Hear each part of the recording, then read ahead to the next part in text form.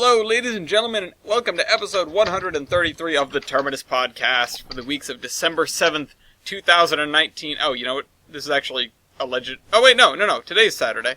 Okay, phew. Thought it was Sunday for a minute. I was like, we're actually on time. I was like, oh no, I wrote the wrong date. I'm supposed to say it's the 6th. But no, today we're on time. We'll live in infamy. It's the Terminus podcast. I'm your host, Ellis, otherwise known as Train Man. With me, I have my engineers, Brett Wiebold and Nick Christensen, and our fireman. Hey. This time is Jared Cole, although I'm not sure if he's here. Hello. Oh, no, he is here. Okay. I was going to say maybe he's getting water. Our brakeman returning, it hasn't been too long since you were here, is Dachshund, or Dachshund. Hello again. If you're bad at that. Dachshund, if you're horrible. Right? If you're wrong. Yeah. If you're wrong. But anyway. Or from China. If you can't wait to see the pile of news that we've accumulated for this episode, the train will terminate at this station.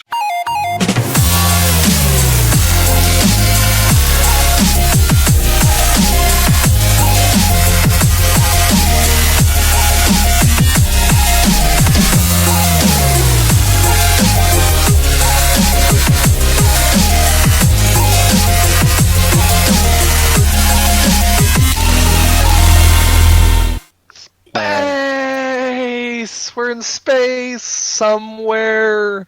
That was an excellent fade-in, because the screen had faded to black when you started that. Yeah. That's excellent. It was fantastic. I wish we're in like the Hyades sector or something. I have no idea, but this guy was just tooling around in his SRV. I want to play... What universe are we in? Elite Dangerous.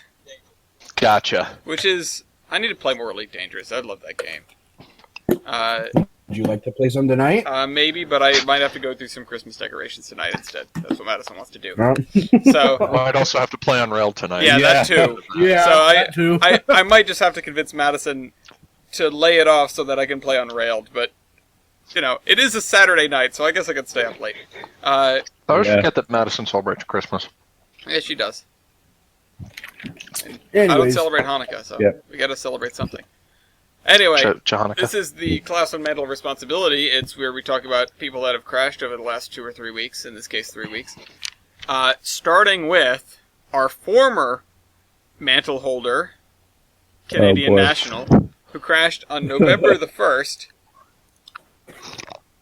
Let's see what happened here. November 1st? Yeah, November 1st. This article got to us a little bit late. So Serious? Yeah. I had to double check. I wrote November 1st and then went, wait a minute. Yeah, no, November 1st. That was a month and a week ago. There was a derailment on a bridge, and there were a bunch of hoppers leaning over on their sides, leaning on the edge of the bridge. So that looks dangerous. The cause of the derailment is not known. Probably something with the train, or the track, or both. Nice job, Canadian National. Yeah. So Canadian National held the mantle for one podcast. Good job, Canadian National. And now we'll go over to Union Pacific, who had the next derailment about 2.5 weeks later. In fact, it was their 4th derailment since July in the Spokane yard. Great. The cars were carrying non-hazardous materials. There were no injuries. But seriously, guys? At least this time there weren't... This is the only time out of the 4 that there was not a car full of molten sulfur involved in the derailment. Excuse me? Yeah. That makes me a little concerned. Yeah. And last time there was diesel fueled as well, but there were no leaks any time. This was uneventful compared to those. But anyway, the guy that... Isn't sulfur a solid at room temperature? I think so, hence the molten, not like liquid. But then that... It's a hot car, I don't know. Goes into the question. Why are you shipping molten sulfur? It's a good question. I don't know. Somebody Maybe should look because this up. sulfur is very... I'm looking it up now. Help me. Alright, a little while later on December 2nd, which is December 2nd, there was another CN derailment after a 28-hour closure of a road due to 3 tank cars coming off the rails and sitting upright and 2 more coming off the rails and leaning, which is not allowed. Ooh. There were no injuries, spills, or fires reported, but they were blocking the road, so nice job. So CN immediately squanders its thing. Womp womp. 2 days later, the other Canadian railroad, who was in the running, killed someone I believe, in an incident in a yard. In a union dispute. No. That's CN is the one with the... Oh, the other Canadian railroad. CP, unfortunately, had an employee killed on the job at the CP train yard in Port Coquitlam. I don't know. And yeah, unfortunately, 56-year-old father, 32 years on the job. The circumstances surrounding the accident are unclear. It doesn't say what happened. Oh wait, was there a derailment? I don't... Yeah, so I guess it was this derailment. I don't know. Anyway. It's a shame. My heart goes out to the family, especially the child or children of this man. Trains are dangerous. What's they're dangerous. Speak of dangerous, do we want to go off on a little tangent real quick to learn about sulfur? Why do you transport molten sulfur? Yeah, sure, why not? So apparently, sulfur, and this is the vision that I got in my head, sulfur used to be mined as a solid and shipped in gondolas as a solid. Mm-hmm. It's like a powder. Apparently that has fallen out of process, and it's now mined using the Frash process. Interesting. Which produces it as a molten material, and then it's shipped in its molten state to avoid you having to melt it again when it gets to wherever it's going. So it is solely for convenience that it is shipped in a molten state. The molten state, it's worth noting, is not only incredibly hazardous as compared to the normal state, it's also more flammable, has a lower flash point, and produces more poisonous gases, or has the potential to, when ignited. So, why are we not moving this in gondolas? So you don't have to melt it again. I guess that's very important. I guess that's important. See, it saves money. Yeah. Saves the most important part of this equation. It's easier to make sulfuric acid from molten sulfur than solid sulfur. Yeah, I would suppose so. So that's great. Anyway, Union Pacific derailed on the 4th as well. What do the cars that haul that stuff look like? Just tank cars. Really? Yeah. Right now, crew's working hard to autoplay video. Through it? What? It's not like lava hot. Molten makes it sound really, really hot. That's the thing. But They it's could have not just like said, like, liquid, not molten. Well, what's the melting point for... I'm already on that. Alright. What is the melting point? This is the point? podcast. Anyway, in Platteville, Colorado, a freight train hit a semi-truck and just derailed all over the place. Is this the UP thing? Yeah, this was a single-stack train. It got all over the place. We actually were supposed to have Manitou and Pikes Peak Cog Car number 7 go in the Christmas parade. Yeah. And I think it did wind up making it, but we had to load it up late because our loading and trucking firm was too busy helping Union Pacific clean up this accident. Oof. So yeah, it's real messy. There's a lot over here. 230 or 240 Fahrenheit. That's warm. That is warm. Union Pacific but not like again melt a derailed tank car warm. Literally today in Roseville. The derailment happened around 12:15 p.m., so just a few hours ago. No, that happened yesterday. Oh, yesterday. Yeah. Okay, the article is from today. That's what confused me. 3 of the derailed cars were carrying butane, and 1 were carrying lumber. None of the butane spilled, though. Oof. But once the lumber is safe... We're carrying an entire campfire contained in this train. At least if it crashed, it would go quickly. It would and then it'd be done. Yeah. And that means... So that's the last accident for this week. That means the Class 1 mantle of responsibility falls to the railroad that has crashed least recently, which is... insanely enough, I don't know what the word is that I'm looking for. Is it CSX? It's CSX. Oh my god. I never thought it was Satan is skating to work. Cats and dogs are living together. Mass hysteria. The rapture is upon us. I'm just glad it's not KCS again.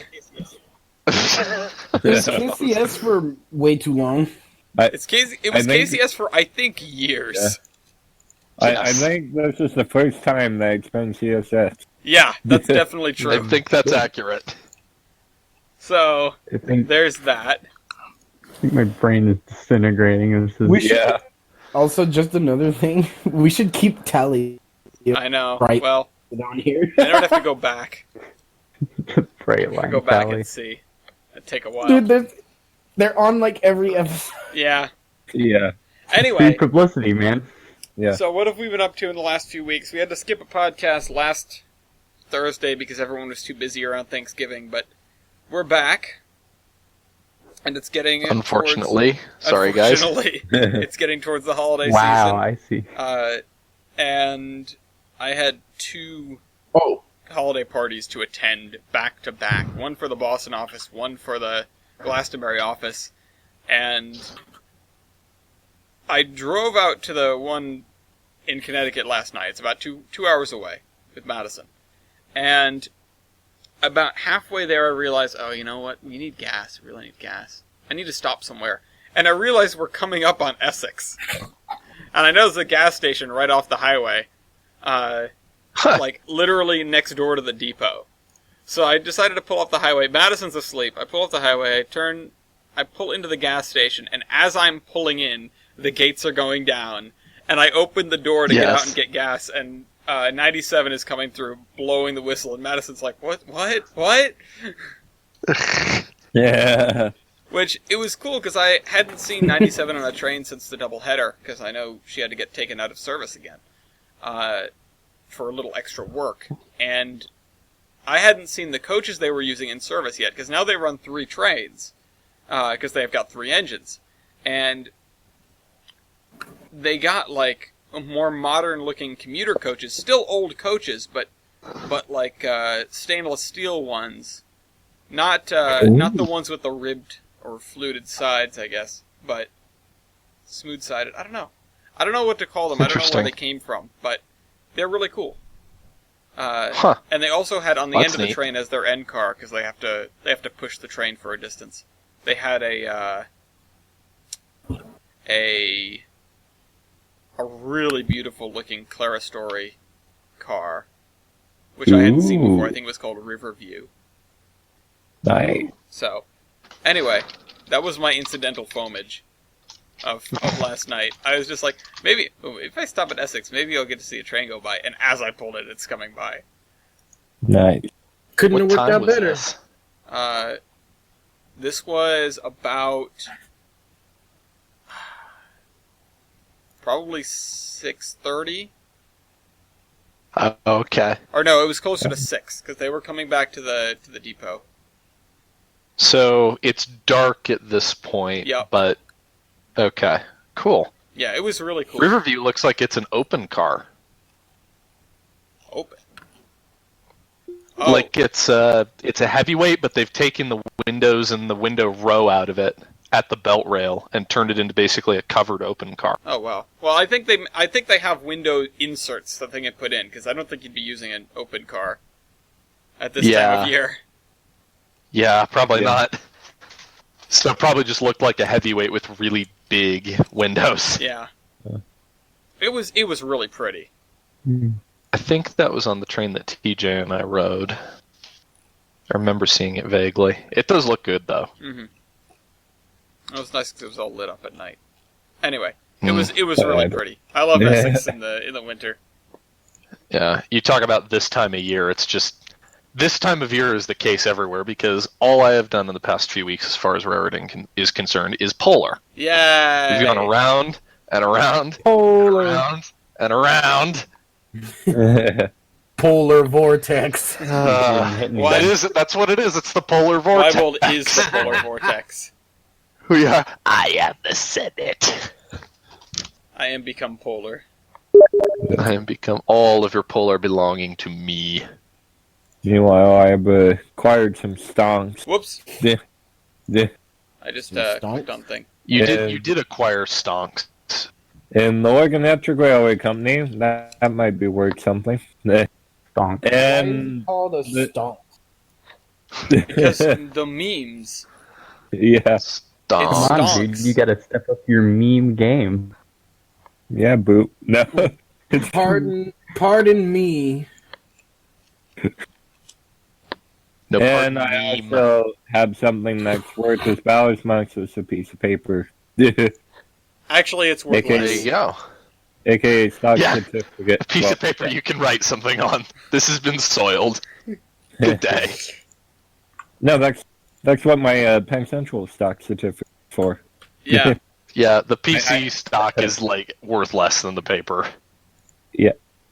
The PC stock might actually be worth less than anything. Like, they might still be collecting debts on that. Yeah, I wouldn't be surprised if the IRS. Yeah, don't let people know you have it. Yeah. The banker on Aroostook is here, and they want their money. It's the ghost of JP Morgan. I also was out and about a few nights ago and saw 1501 during spritzing. So, since how we gained 2 new engines on the P&W here soon, cheap 40s. Which hopefully don't replace our beautiful, beautiful SDs that we have. We have an SD in danger. That yeah, we have a we're talking about that. We'll talk about it a little later. I see. So we're hearing about it. I have an update on the BNSF one. I think I touched on a couple weeks ago, but that'll wait. That will wait. Yeah. You know what doesn't wait? The Iron Horseman Modular Railroad, because we're already. Oh yeah. We're already at.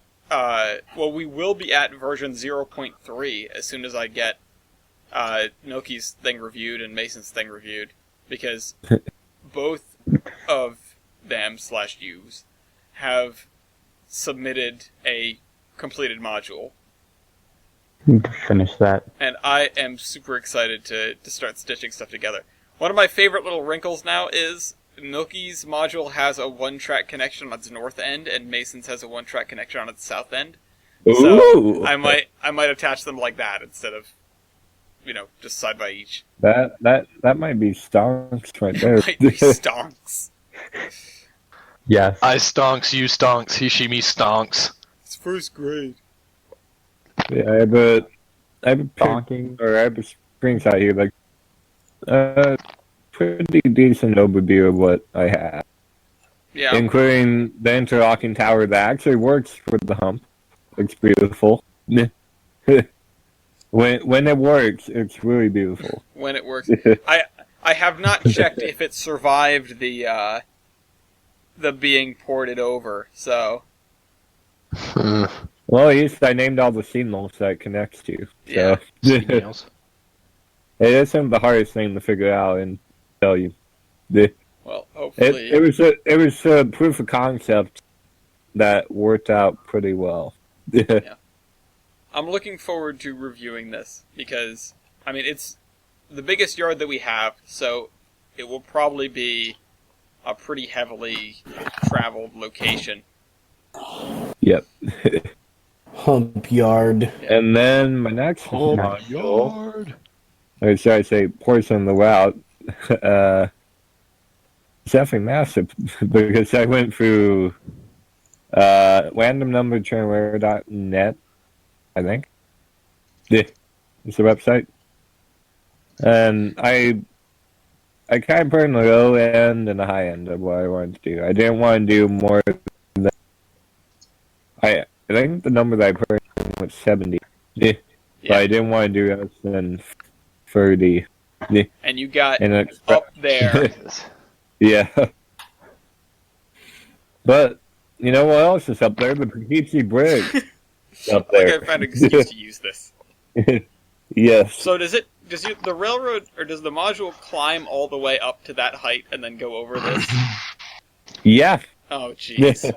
That is fun. Good. I like it. Great. That's cool. And then I have a north-south connection that kind of sweeps through this river canyon area. I mean, I'm looking forward to this. It's just, with how far out that north-south connection probably is, I'm going to have to, like, build modules to it. Yeah.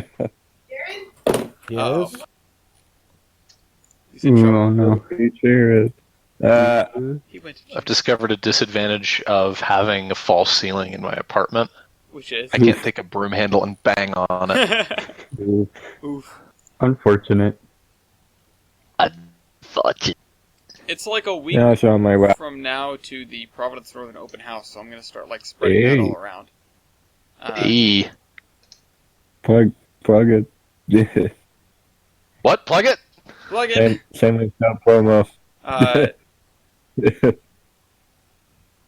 Yeah, I don't actually have the thing to share. Maybe I'll put it in the cargoes. I need to go find it. I got sent the flyer, like, share this! And I was like, I can put that on Reddit.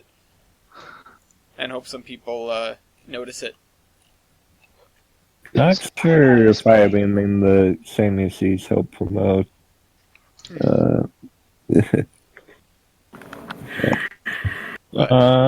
Survey says. Survey says, who knows? I also added a little skiing area to the skiing area? Because, yeah. Does it have a train station for it? Yeah, Winter Park. Awesome. Does it have its own special train?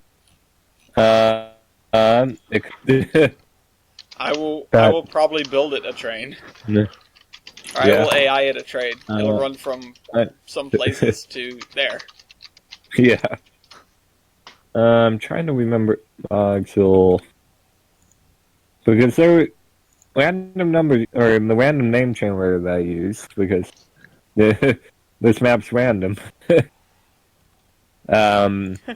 was okay. The C names are Oxford, Poplar Bluff, Lake City, Quarry Lake, Winter Park, Waverly, Mineral Springs, Traptown, West Fork, Arcadia. Lake City. So there's there's kind of a theme going on here of town name and then water feature. So this map's gonna have a lot of water. Yeah. Have fun with that. I hope it comes out good. I like the shot that you have so far. It's a lot of progress, I guess. And I'm looking forward to stitching everything together. I need to get around to reviewing your module now that I have everything downloaded for it, which I finished up, I think, yesterday or the day before. So, for viewers that maybe you will join the group and perhaps move up the ranks to contribute to the module, what again are the requirements for that? Not the technical ones, but like what are the requirements for review? To get the route reviewed? No, for the modular. Oh. I'm confused as to what you're asking. You say you have to review Milky's route? Oh, no. So, I'm just going to review it like I review any route. Like, I'm just going to give it a score. Oh, gotcha. Gotcha. So, with the one module we have so far, I think it got a score of like 65, which is pretty good, because it was... I mean, it got a lot of bonus points, because it was a lot of firsts, because it was the first module and all. But it still did pretty well. It was a neat little module. It's a mainline section with a small general goods industry in a Y tucked off to the side. So I was like, this is nice. It's a nice break from modules that are just mainline or just yard or something like that. It's nice that it's a blend of the two. Yeah. And also, it was the first one we received, so I was like just trying to heap praise on it in some cases. It had some drawbacks. It was definitely hastily made, but heap. Oh well. Speaking of making things, especially in trains, guess who's finally gotten back on the horse? You! Yay! There's a couple. You! Me running a train on what I have built, and then there is stuff that I have built. Oh, it's purple. I've been spent a while on this town, but it's almost done, and I'm actually happy with the way that it's turning out. I'm just going to show the most recent picture here. Although this zoomed in picture is very nice as well, so I'm going to show that. I like how it's like a module of a town. It is just it's like, a little town. Yeah. This capital of the town of road, brother. Further, where be the road? Roads, brother. Yeah, I'm glad to see that you're building again. I'm glad that I am building again, and I don't even have a plan or anything for this route. I'm just kind of building what I feel like. No plan. Just kidding. Have fun. Plan. No plan, no map, nothing. I'm just building. Hey, it's coming out. I'm happy about it. So. Well. I was working today on Tolbrand. I am getting tantalizingly close to being done with the section, even though I haven't hardly touched the valley itself. I have a line of scenery that runs from one town to the other now, finally. Hey. And most of the areas along that need trees have it copy-pasted in already. So nice.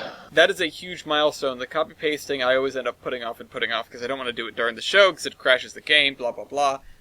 But I spent half an hour, like the final half hour of an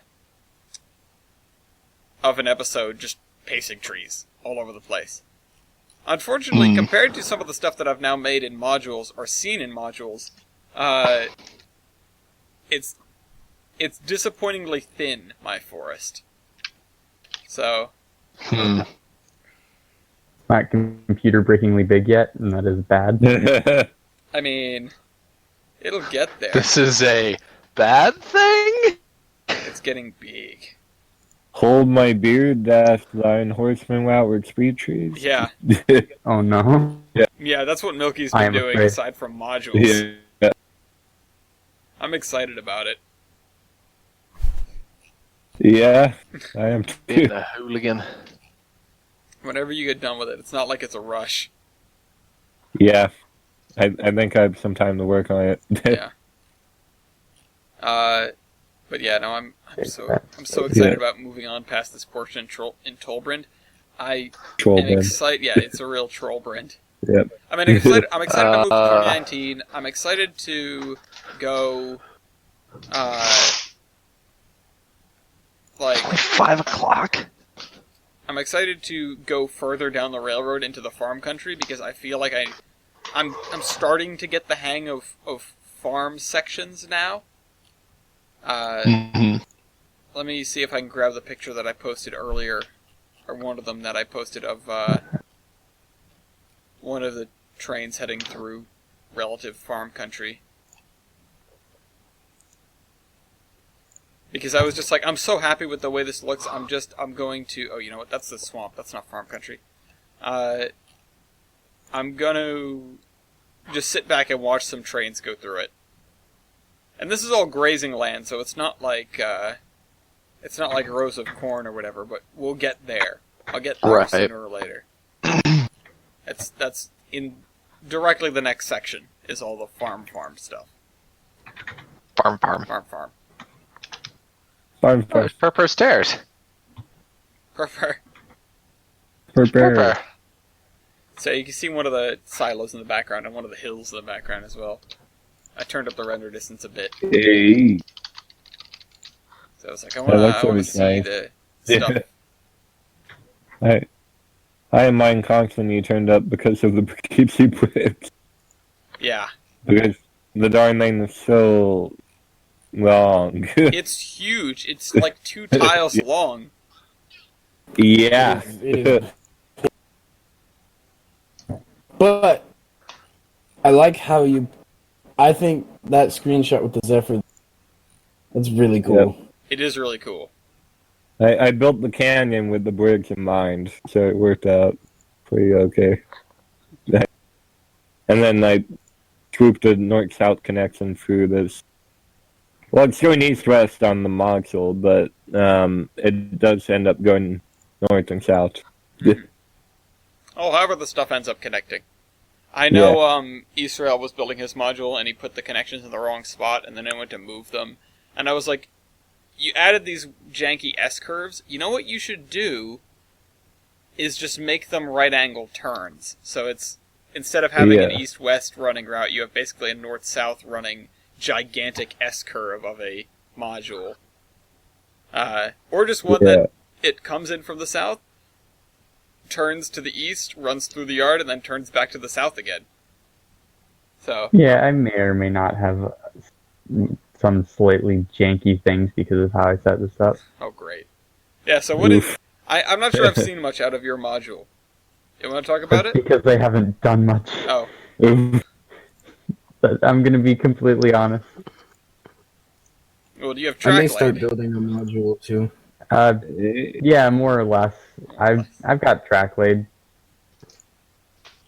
Okay, well... I'm gonna lay some track. Hey.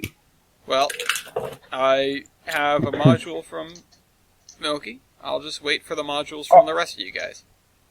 Oh, damn it. Well.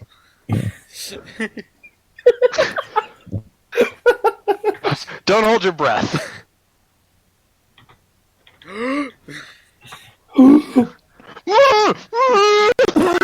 What's happening? Wings! Wings! I'm afraid. The wings! Anyway. Well, have we done anything else railroad related? I kind of wish... I can't wait till we can get Garrett on so we can talk about his new job. Yeah. But he's never here, so... One of us. We should just do the Rooster Teeth podcast method, which is you make fun of somebody on the show, so they have to come on and defend themselves. Yeah. Yep. I've done a couple of things in the past month, 2 months. Okay. So,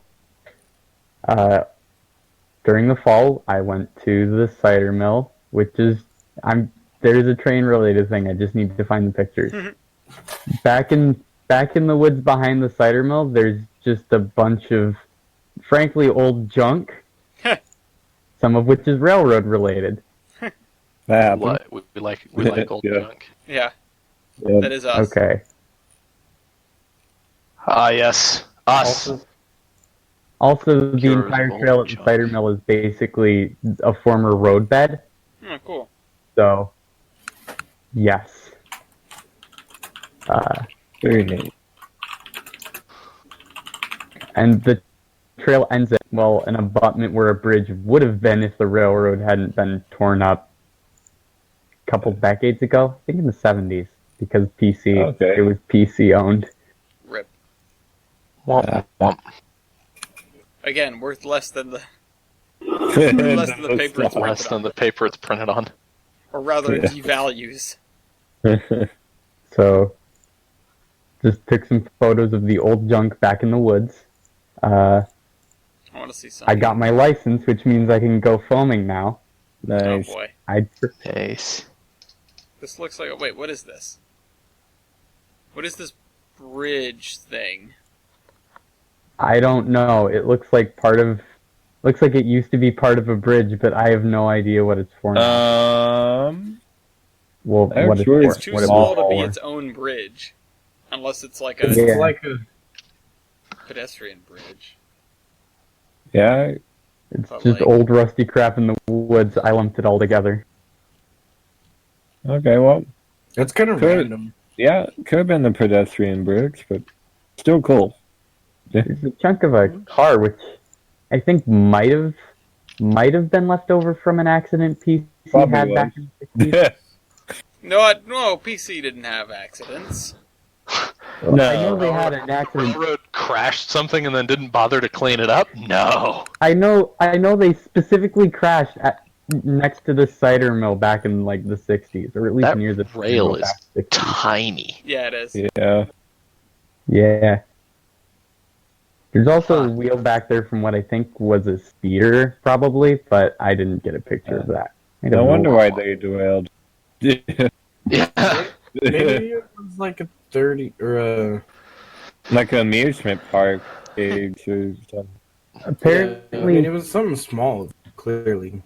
Apparently, this section of the track was kind of notorious for bad maintenance, from what I've read. It also had tiny rails.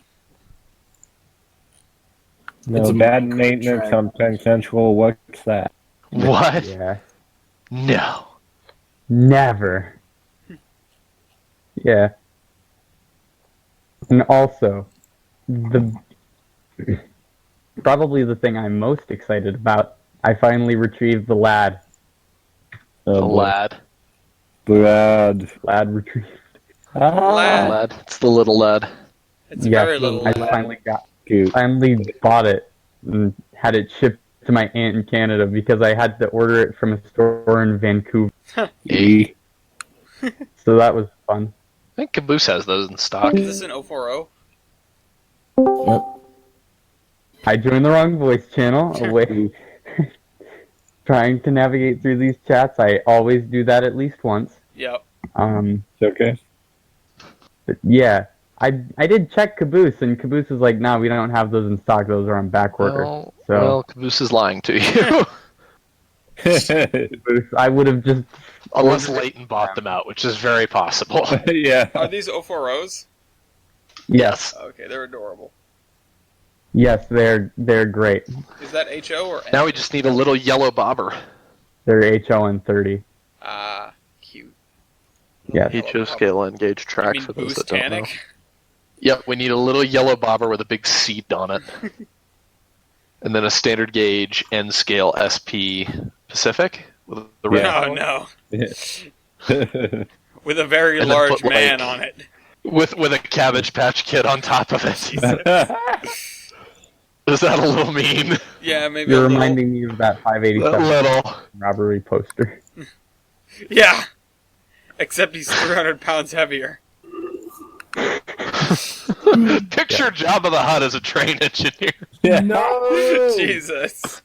Oh, I'm sorry. Whoever you are, I'm sorry. But you were a real dick to us. Yikes. He didn't even, say anything to us. He just looked at us He just gave us those words.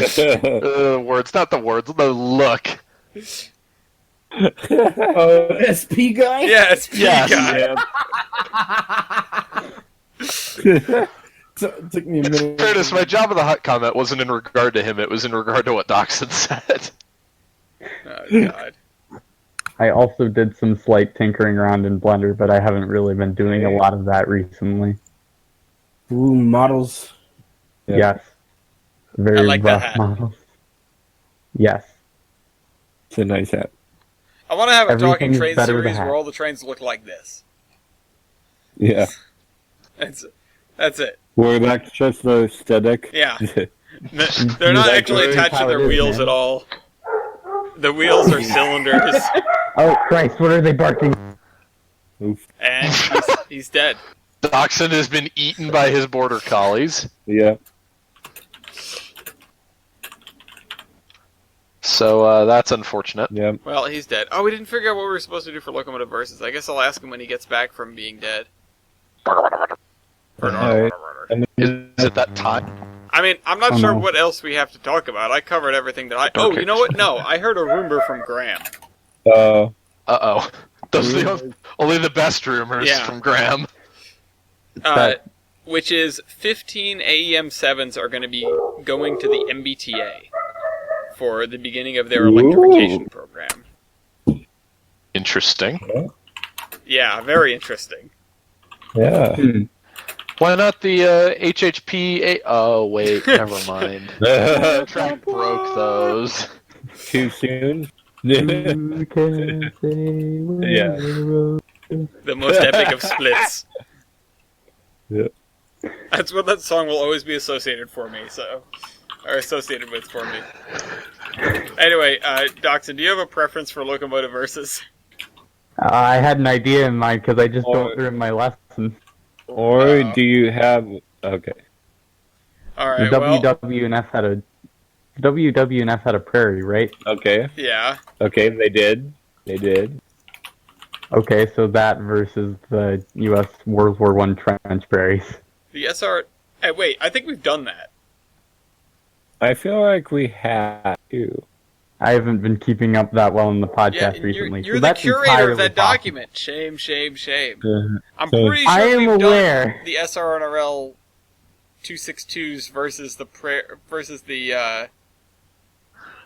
the trench engine. I think we have. Which trench engine? There was more than one. Okay, well, Prairie. Prairie? The Baldwin one or the Alco one? I don't know. Baldwin didn't make prairies; they made 460s. Baldwin made prairies. This is one of them. What Did they? Yes. Oh, and look at that. Locomotive.com has the stats for it. I misspoke. Very cute. This is the one in France, yeah? Yes, that is the one in France. And then Alco made some. And oh god. Did I tell you guys about the auction thing that I saw? No. Okay, so a couple of months ago, it was actually Chris sent me a link to an auction in Oregon. I think it was an estate auction for a guy. Oh yeah, I remember that.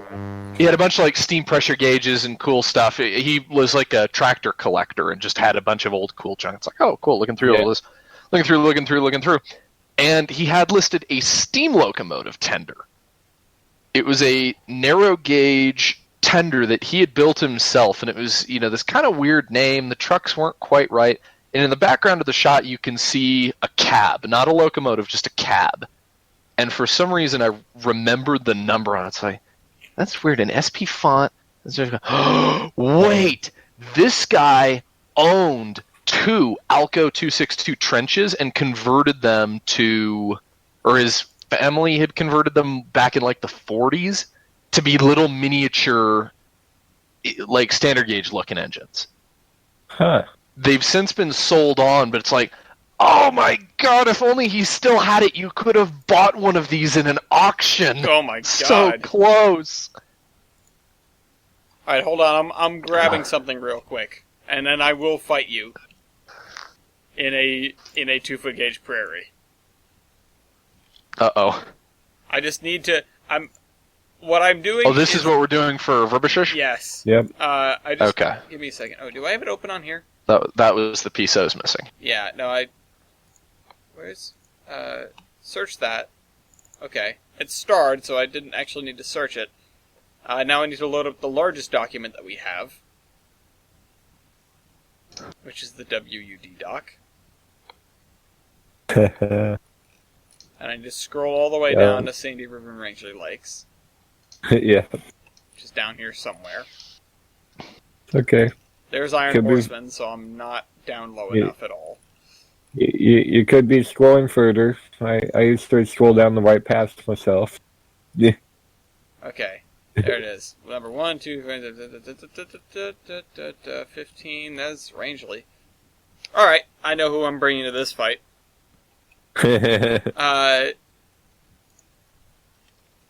Alright. Long before another zombie versus, do we? That is next episode. Oh, wow. Next episode is Zombie Train Locomotive versus, so prepare your shelves. We're running out of stuff to use, or at least I am. Yeah. Yeah. So someday we might have. I think I am out, unless you count the big boy, which I feel. You can do it, or 844. This can be done. This can be done. Thief. All right, Dachshund, put your entry down here in thing. In the Locomotive versus location. Zombie train locomotive versus. Well, Locomotive versus that pretty soon we're gonna need to start going with park engines. Yeah. I mean, you can reuse the same things, but why will you completely run out of standard gauge locomotives? I've got the cog. Oh no! I've got the SP Mogul that's in a million pieces. Yeah, you could do that. It needs to be running right now. Well, then, yeah, I'm out. You just have to go a little ways. Yeah. That's true, actually. Ooh! Ooh, I know what I'm gonna do. Oh, boy. Ooh. Not 493. That's not standard gauge. I know, I'm kidding. Yes. Yes, I have an idea. I'll hide in Silverton. They'll never find me. And if they do find me, I can escape for 45 miles and hope that they don't beat me to the... Go to Mexico and make it standard gauge. See? We're running to Mexico. This is stupid. This is Yablonsky. Okay, alright, that means it's time for...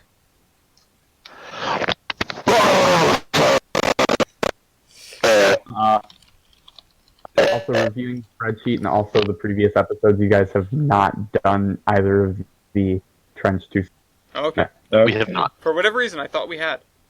My apologies. The Mando. The Alco one or the not for Verbishish. Baldwin one. The Baldwin one was used by the US and the Alco was used by the British. Are you gonna make me drag out my book? No, you don't. I mean, you can if you want to. Anyway, in one corner, we have the Baldwin Trench 262. This is technically the class designation, but it's complicated. And in the other corner, we have Cary, Sandy River Railroad, number 24. The last locomotive built for the Sandy River and Ranches Lakes Railroad. And also I believe the last scrapped. Oh no, one of the last scrapped. Oh. Not asking. Well, there are 3 locomotives that lasted. Oh no, wait a minute, I misread that. Yeah, she was the last scrapped, aside from Avon, who survives to this day. Yeah. Anyway, this is Locomotive Order. So, who should go first? That's the question, ain't it? Who was built first? Probably him, because he was in World War I. 1917. Yeah, 1919. Yeah. I didn't want to take something that had a clear age advantage, as in was significantly younger than the trench engine, but all of my other options were 1912. So I decided, I'll take this one. And also, this one has more stats than a lot of the other ones do. Yeah. So, alright, let's kick this off with some things that I know I can win. We're doing the Baldwin, yes? Yeah. Yes, Baldwin. What is your, I guess, not tender, water capacity? Yeah, this is exactly what I was afraid of. What? Oh no, is that not here? I have it, if we need it. 476. Gallons? Yes. You could go down. You could go down to the corner store, and that's it. We have 1,800 liters. That sounds a little more impressive. It sounds a little more impressive. 2,000 gallons. Yep. What is your coal capacity, presuming you used coal? I think we did, but the stat page doesn't have it. I don't think... 1,700 pounds. 1,700 pounds? Less than a ton. Alright, well, 3 tons. This is exactly why I didn't want to start out like this. Well, This is what happens sometimes. Why are you like that? What is... Oh, God. I'm looking at your engine. I'm trying to find things that I can win. What is your driver diameter? 23.5. Ooh. 33 inches. Jesus. Okay. What are your high-pressure cylinders? High pressure cylinder. 9 by 12. 12 by 16. Yep. These are the smallest things we've ever had. They're so cute. They're so cute. I love them. I want one in my backyard. Yes. You'd be able to They're fit probably big enough. what is your factor of adhesion? Factor of adhesion. Awful. 3.76. Not great. 4.16. Yeah. I was so afraid that was going to be the one I lose. That was a risky one. Let's see. What else will I win?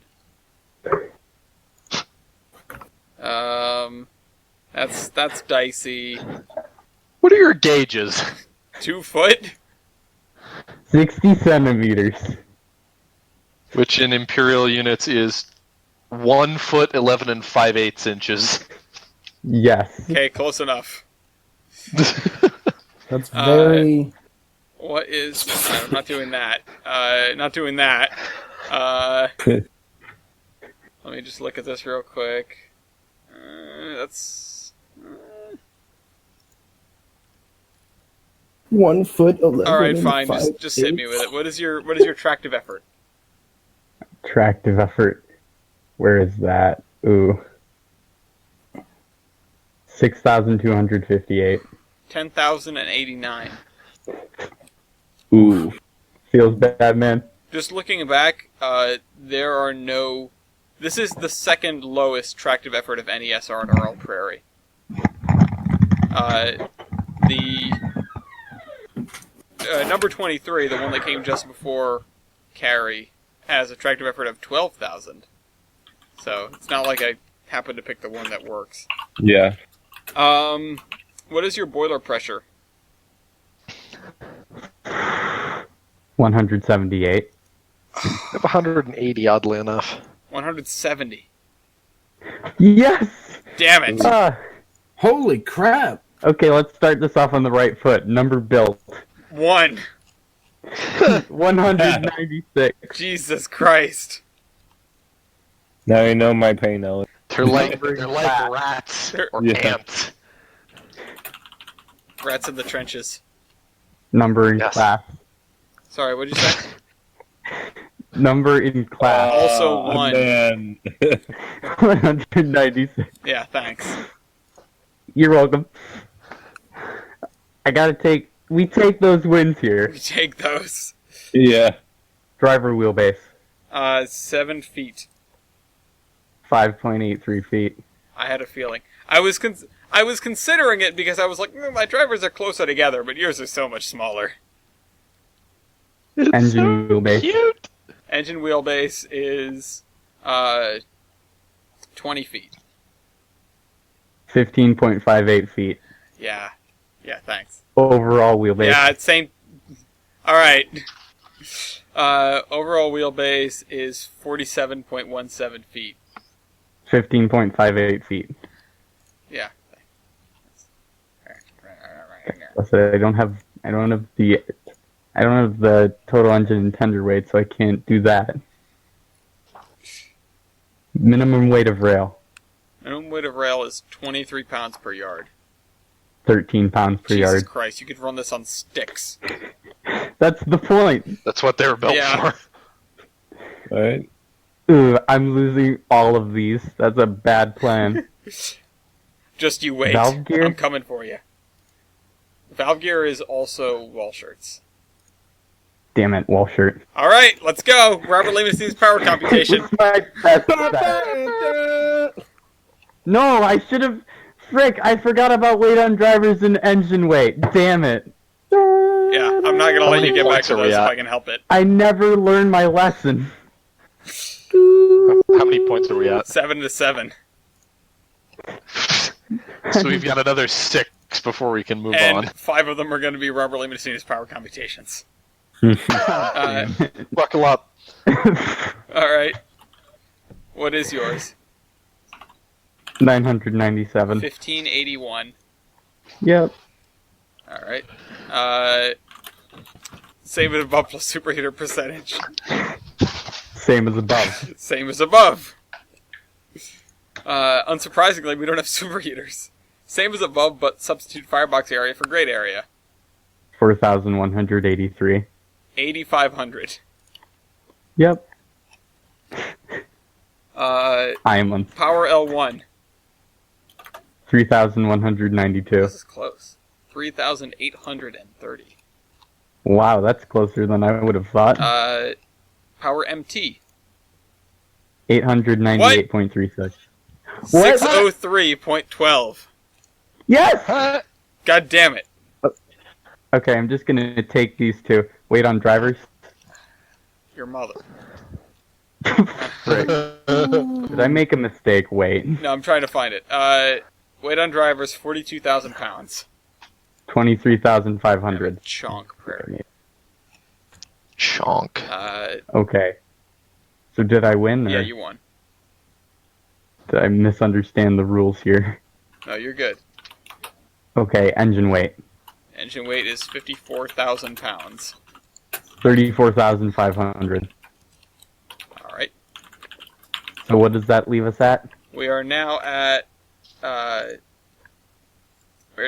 10 to 11. I'm ahead by 1. Okay. Is that enough points to go to You style can go points? to style points if you want to. But Okay. But other people can still ask questions. Please don't. Because I know how that goes. So let's move over to style points then. I'm sure I would have rinsed you with the firebox stats.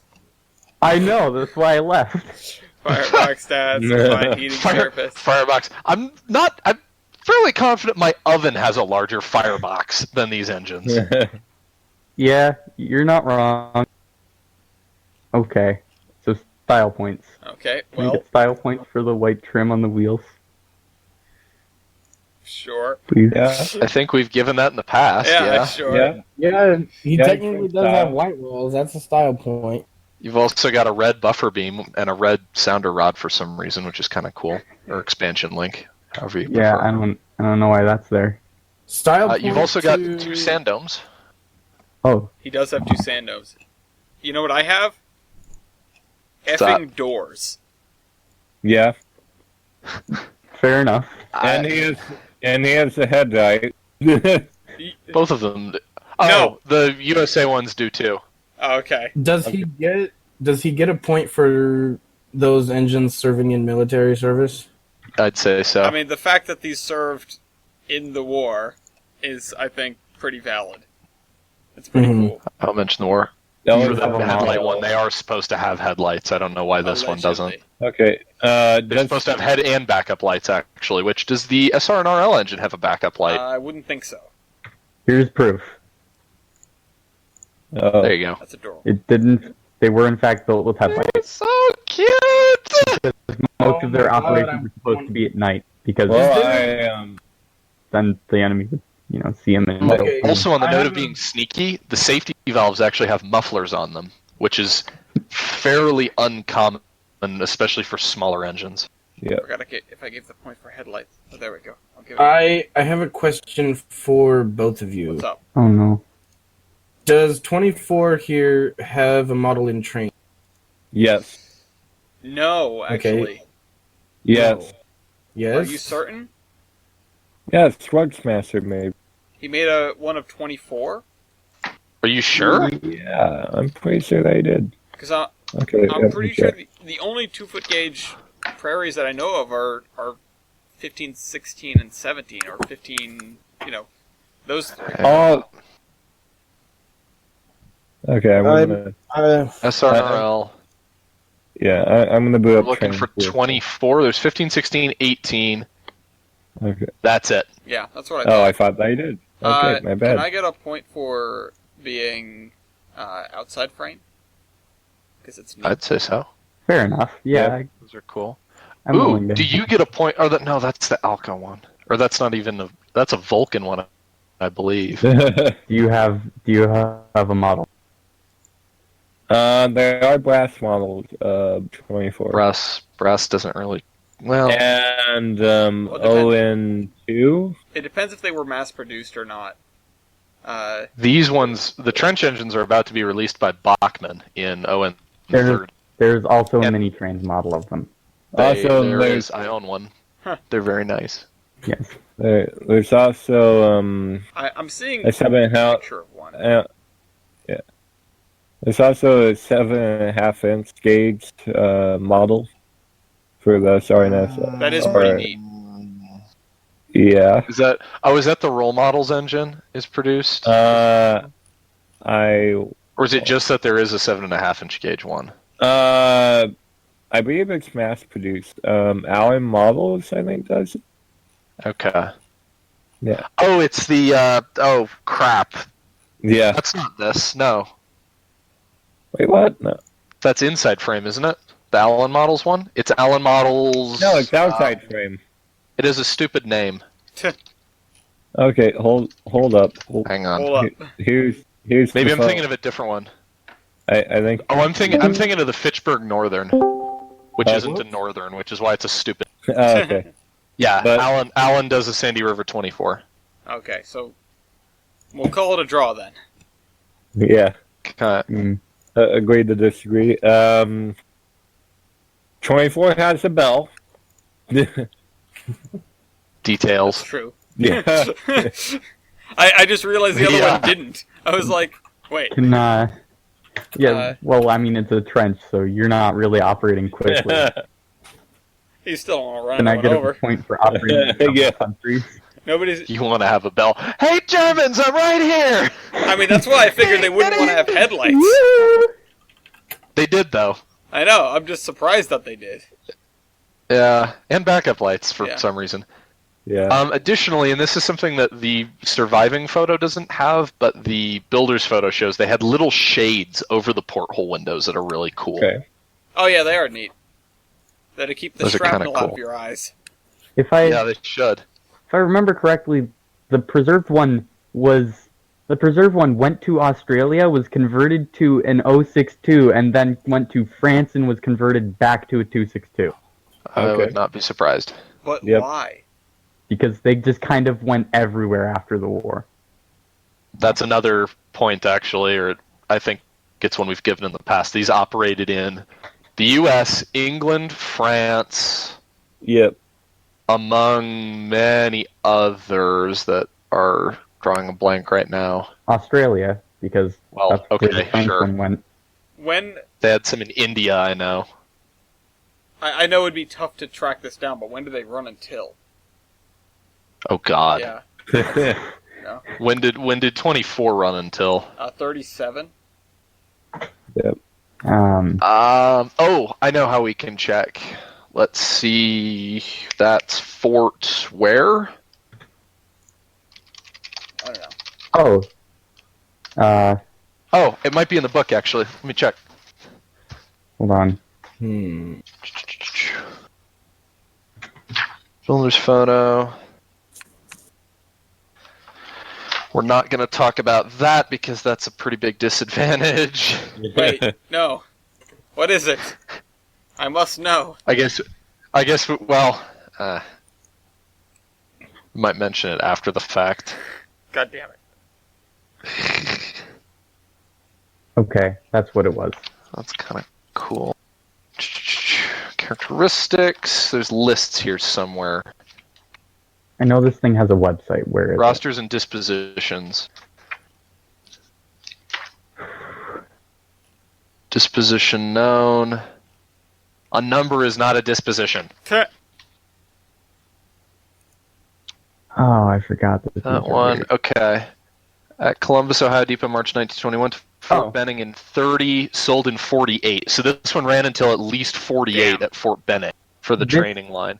The one in France that went to Australia, the Wikipedia has it listed as running in Australia until like 1965. Damn. This one was scrapped after service in the Philippines in 73. Damn. So we survived longer. Also, you have a higher percentage survival rate because he has 0. Yes. Like 1 out of 160. You have Survivor. Better than, Yeah. There are several. I believe there's only one Baldwin built that survives, but there is one of the, like, what was it? Frickin', I can't remember the name. 10-wheeler? I don't know about the 10-wheelers. There's... Davenport. Ow, son of a... Mountaineer's Vulcan one. The French one is Baldwin. There's one at Fort Benning still. Yeah, that was frickin', I just had that one's Davenport. That was a Davenport. Yeah. That was a Davenport built based on the same design. There were the 2 House of Whatever engines. The Rising Sun. That I was talking about with the tender and the cab. There's quite a few of them. Yes. Anyway. Additionally, the trench engines had water lifting apparatuses. Huh. Like pumps? Or some of them... Yes, some of them were fitted with it anyway. Yeah. I think it was standard on the Vulcan-built and Alco-built ones, but some of the Baldwins did get it. Darn.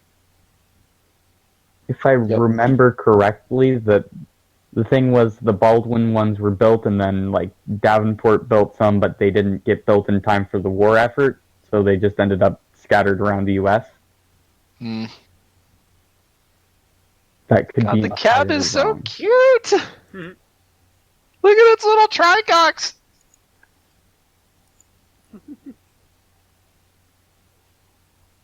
Well, figure out anything else. Oh well, I'm host. I need to open this book more often.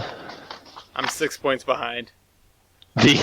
Oddly enough, the sister engines that were built in the UK had all-weather cabs. Well, it is the UK. Yeah. Because, of course, it's miserable. Yep. Okay. Well, is that then? I guess, unless you want to reveal. What's the score actually? What's the score? It's 20-14. Okay, well, I might as well mention the trench engines, that design, or just that rough pattern layout, whether it was built by Davenport, Alco, Vulcan, Baldwin, whatever, they had a tendency to fall over. Oof. They had really high centers of gravity and really narrow wheelbases, and on rough, horrible trench track they would... kind of tip over? Yeah, I don't think mine has a history of falling over. I would presume not. Yeah. I mean, probably. It's in an RGS engine, so yeah. Oh no! Oof. Huh. Get it on life alert. Apparently, 24 was going to be restored. Well, it was saved, and then yeah, it was. It was sold to Robert Sawyer. And despite although he had plans to restore the locomotive, he suffered either a change of heart or of fortunes, which led to 24 being scrapped in October of 1937. So, this was almost one of the. It would have been the only, non-war related 2-foot gauge prairie to survive, but alas, it did not. Womp womp. Yeah. As did all of the other Sandy River and Rangeley Lakes prairies, including Rangeley. Yeah. I mean, at least one's being rebuilt over in Wales. Yeah.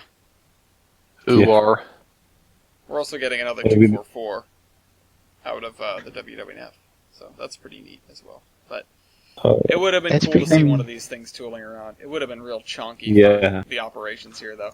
Anyway, alright, I guess that ends it. I could have had you, and I threw it all away. I dodged death. Yes, Rematch. I think that's the first time I haven't absolutely botched this. Rematch. I managed to make the Niagara lose to something from Mexico, so I'm just going to take from this. Mexico? No. Not Mikados from Mexico. Important distinction. Those are scary. Nah. I mean, the one where they frickin', what was it? Oh yeah, took a took a 3-foot gauge locomotive and widened it to standard gauge. That one's scary. Yep. Yeah. That's 459? 458? Yep. 459 and 458. Well, we miss you, Avon. Yep. At least I do. Oh. Or not Avon. Rest Avon's in a peace. survivor. We miss you, Carabasset. Or Carrie. I need to get back up to Maine. I wish more of those trench engines survived. They're so cute. They are cute. Yes. Alright, well, when TBA gets back, we can do votes. Oh, why is that link so long? You guys can do votes already, but... What do we think? I mean, I'm going to vote for the trench engine. Darn. Just because I think they're wonderful. They're one of my favorite classes of engine. 24 is so cute. Yeah. And that's why 24 is cute. And that's why I'm voting for 24. She's probably my favorite two-footer. So, 24 is undeniably cute, but not as cute as these little things.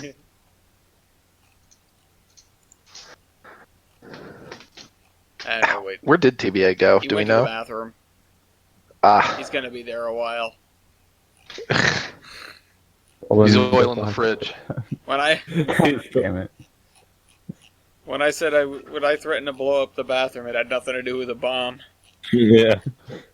Ouch.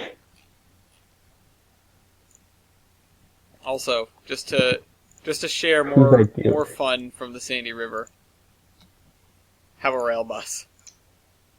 Yeah. Have some candy! And I can't show it. I only on Pinterest. Trapped it from strangers in white vans, I'm sorry. Alright. Yeah, I thought for sure that we had one, or that we had 24 in trains, but I guess we don't. No, Oof. we've only got 3 of the prairies. We've got, let's see if I can pull this up. We've got 15, which is Rangeley, 16, which is Madrid, and 18, which is Dyer, I think. So 15, 16, and 18. Okay. Dyer happened to be the last locomotive to run on the SRNRL. Well, She here, and I helped just tear pulled the it. railroad up, which has got to be a dismal situation to be in. Yep. The WWF didn't have any functioning locomotives when they decided to tear the railroad up, so it was done with horses pulling a flat car. Oof. Yeah. The Rio Grande borrowed a goose to do it. At least a lot of it. The Yeah. the fun thing is, they still have the flat car from the photo of the destruction of the railroad.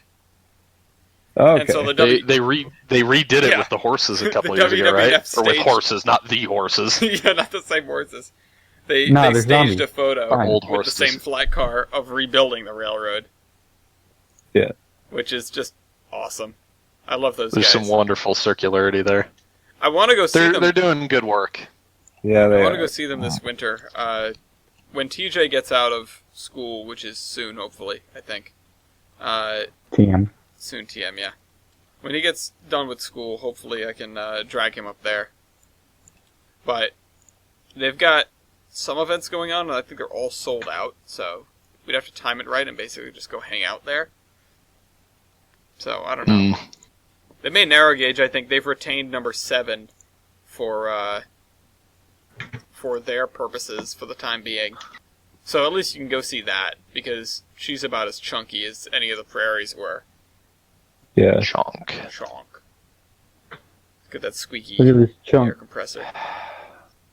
Well, alright, let's carry... At what point do I go up and talk to them? I don't know, whenever you want to.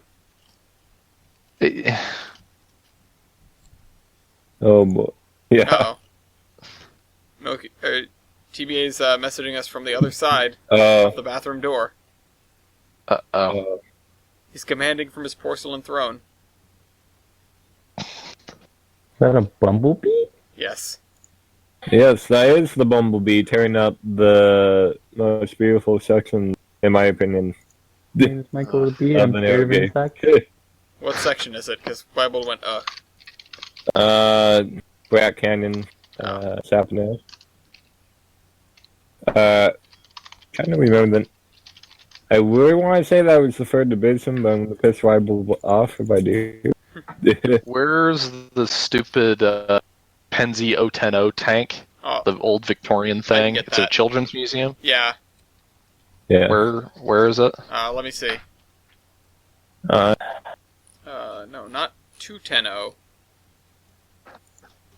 Mark just sent me a picture of it with the caption, "What in the 1880s backwoods bullshit is this?" And so I sent him, you know what the real crime is? It still exists.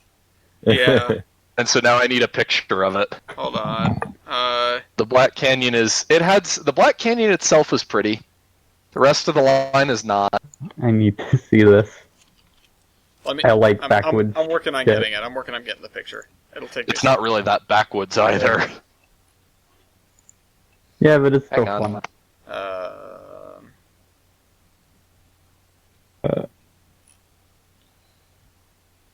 JM&I. Jeffersonville, Madison, and Indianapolis. Oh,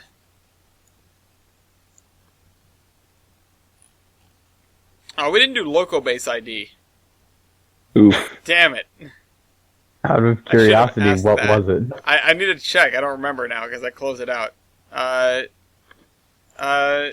Give us a vote.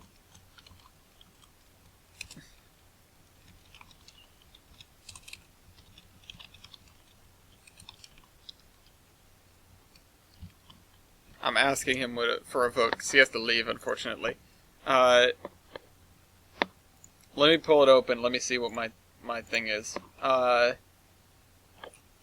Locobase ID 1014. Yeah, you would have won. What's yours? 13,197. Jesus Christ! Yeah. Oh my God. You're bad, man. Nice. Yes. Did he go talk? Did he leave to talk to his neighbor? Is that where Weibold went? I have my mic muted. Oh, okay. Whoops. The Reuben Wells is what it's called. I found it. I got the picture.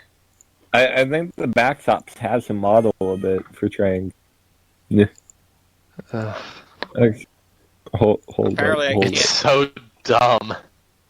It's an 010 tank. Oh no, they don't. But they do have another 010. Well, I can't send the picture because it's too big. But since you found the name, I assume you found the picture. Yeah, I found the engine. Thank you. Okay. What's the name? All right, and TBA voted for the trench locomotive, which I expected and had already written down. But this is the 010 for people who don't know what it is. This is going to be my entry in Zombie Train Locomotive Versus. The Reuben. Yeah. Would you like a Reuben? It is Reuben. Come with us. Where is Reuben? Okay, time to go on a deep dive. Google, don't fail me. Okay. We're just going to use really old locomotives for Zombie Train Locomotives. Anyway. Mark's just messaging me even more. That's not the air tank. That's the water tank. Oh my God, how did it get worse? I love it, but also I hate it. Speaking of water, I hate it. I'd like to show you guys an image. I'd like to show you guys an image of an entrance to the New York City subway. Behold. Oh yeah, that I saw that. Oh yeah. We're on to the next section anyway. So the MTA, the New York City subway, flooded a subway entrance on purpose. And despite the fact that they responded to a tweet about it that they are pivoting to using submarines, what they were actually doing is testing a new flex gate, which will allow them to seal off a subway entrance in the case of flooding. Did you just use flex and seal on the same sentence? Yes. You know my... But it's not flex seal. I'm sorry. That's a lot of damage.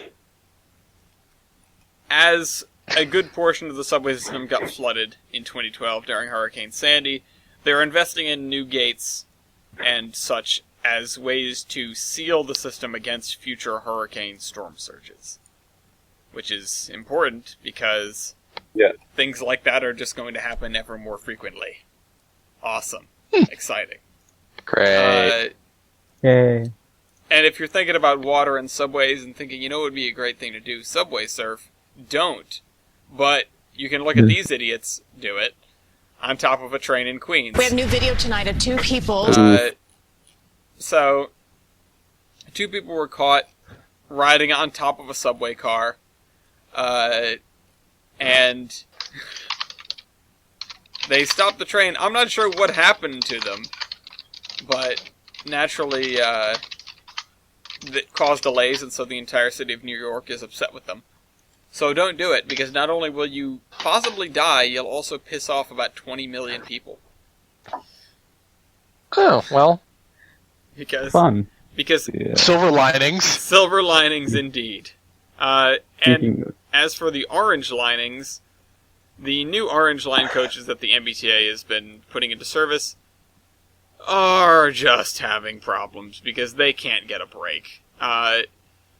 They derailed one. Apparently they've been having strange noises. So they took them out of service to investigate the strange noises. Yeah. I don't... Also, a door popped open while the train was in motion. That happened. Yeah. That's great. So basically, on this episode of the MBTA Can't Catch a Break, not only did that happen, but during the snowy commuter rush on Tuesday morning, a train uncoupled itself in South Station. Oh, sorry, it was Monday morning. But how did it do that? That's a good question. There were 10 passengers on board. They were transferred to another train. There were no injuries. The train was moving at less than 15 miles an hour. But that's still... it was moving when it did this. It was moving, yes. Sounds very safe. And I like how they had an out due to the terrible weather, but Keolis said that, no, it was not weather-related. It just came apart on its own. Yeah. So... I mean, how would the coupler be weather-related? I don't... Just... You could just say, oh, something froze. I don't know. An outbound train, quote... Throw something in the media's eyes. Quote, experienced a mechanical issue leaving South Station that caused the coach car to become unattached from the train at about 7:05 a.m. The train's safety features were working correctly and the train came to a complete stop. Well, I'm glad that happened, but you're generally not supposed to leave parts of the train behind. I mean, at the same time, though, to the average Joe, the way that headline's written, it really doesn't sound that bad. No. But... Yeah, could have been worse. Yeah. Imagine being the guys on that last coach, like, well, at least they noticed.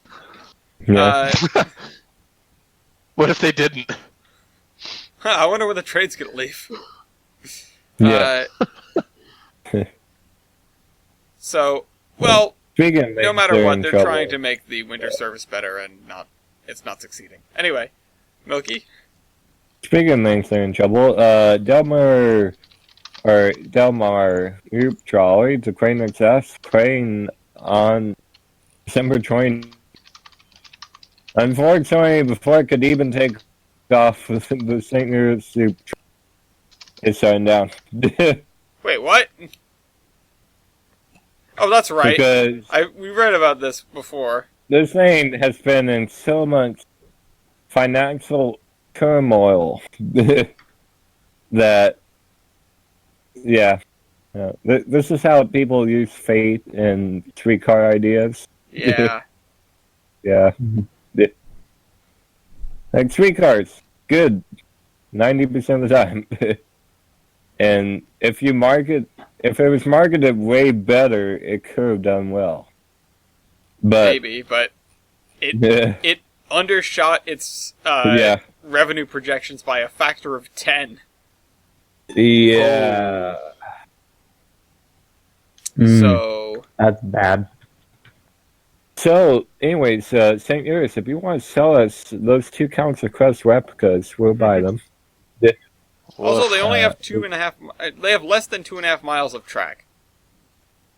Yeah, I know. I feel like that's not a lot.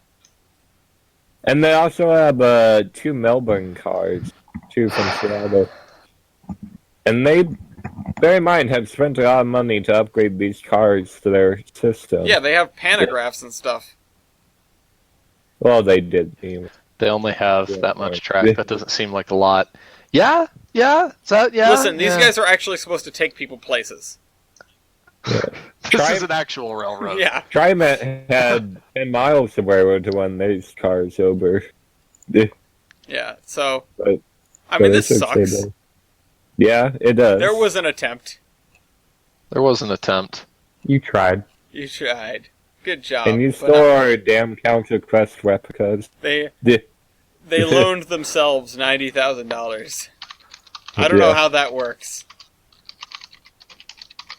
Hey, me, you get $90,000. Woohoo, Hell thanks. yeah. I'll pay me back later. Yeah. Me to me whenever I order something online. Yeah. But you know who doesn't get paid? You know who doesn't get paid? Well, they do, just not necessarily directly from the people who ride them. Kansas City and their transit system. Because they are now the first major American city with universal, fare-free public transit. Wow. After all, it's being subsidized anyway. Why make people pay twice? Yeah. But true. I mean, there are places. I believe Berlin has free public transit because we reported on something like that a while back. And first of all, there's some interesting conversations going on in the comments, but I mean, it's neat to see. One of the things I always find daunting about visiting another city is trying to integrate into their fare system.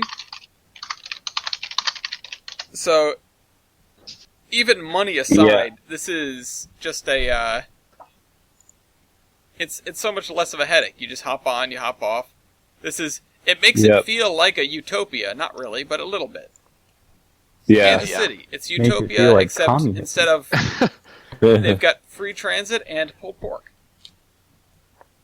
It's Kansas City. It's like utopia, except the Chiefs are there. Ooh. Ouch. I don't know sports well enough to actually get that. Shade. Shade has been thrown. Shade has been thrown. And screw you, Chiefs. Well, getting screwed over. Well, you know who isn't getting screwed over? Orange County, who is doing work on their streetcar. Well, let's see if it makes... They're extending it over a wireway that has made money in the past, the Pacific Electric Railway. So, I don't know. Could Bobby work better?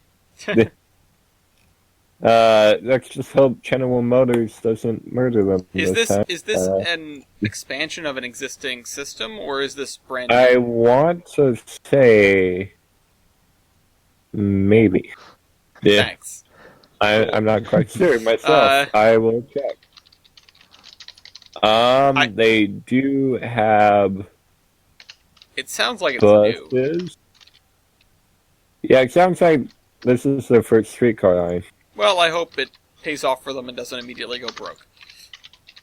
Yeah, it's their first streetcar line. Okay. Yeah. Well, good on them. They're building it in the area that's had it in the past, so that's a start. Yeah, it's like most areas, though. Yeah. Yeah, that's true. Speaking of building things, Uh-oh. Washington County in Georgia is assuring citizens there's no need to be concerned about the roundabout with a railroad crossing going straight through it. Yeah, that's fine. No problems with that. Okay. I just want to say, this is not unprecedented. I know. This happens all the time, particularly with tram routes. This is a little bit different, but it's not unprecedented. Yeah. So, once everyone gets over the fact that, oh my god, it's a roundabout, a community still in mourning, everyone will be okay. Yeah. Any goddamn roundabouts around here. Yeah. Get over it. I've never actually navigated one, is the thing. I've driven around a few. That's the issue, is nobody learns how to drive with them, and then you get them, and everybody panics. You pull out my driver's ed book and go over that shit again. If you're in the roundabout, you keep going. If you're not in the roundabout, you yield to people in the roundabout. Boom, done. Yeah. Sounds fair. That should make sense. It should, shouldn't it? In theory. And yet. What are you laughing about? It scares me. I'll show you in a second. Oh, God. I'm sorry, this doesn't have anything to do with the news, so I'll tell you guys a little later. Okay. Everything scares me. I'm just frightened constantly. You should be. You know why? Because we are in the same country as the railroad with the highest death rate in the country. Is it Brightline? Yes. Wow. Unsurprisingly. I was joking, but that's fair. The first death involving a Brightline train, which officially launched in January 2018, happened in July 2017 during test runs. Since then, 40 more have been killed, more than one a month, and about one for every 29,000 miles the trains have traveled. Jesus Christ. Oh my God! That's the worst per-mile death rate of the nation's 821 railroads. Jesus Christ. We have 821 railroads? Yeah. Wow. First of all, I want a list. Second of all, I want a list sorted by death rate.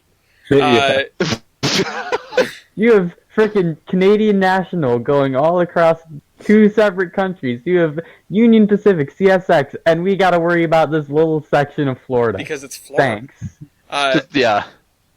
The company is working with suicide prevention groups. Yeah, but most of these weren't suicides. Yeah. Most of these idiots. were morons.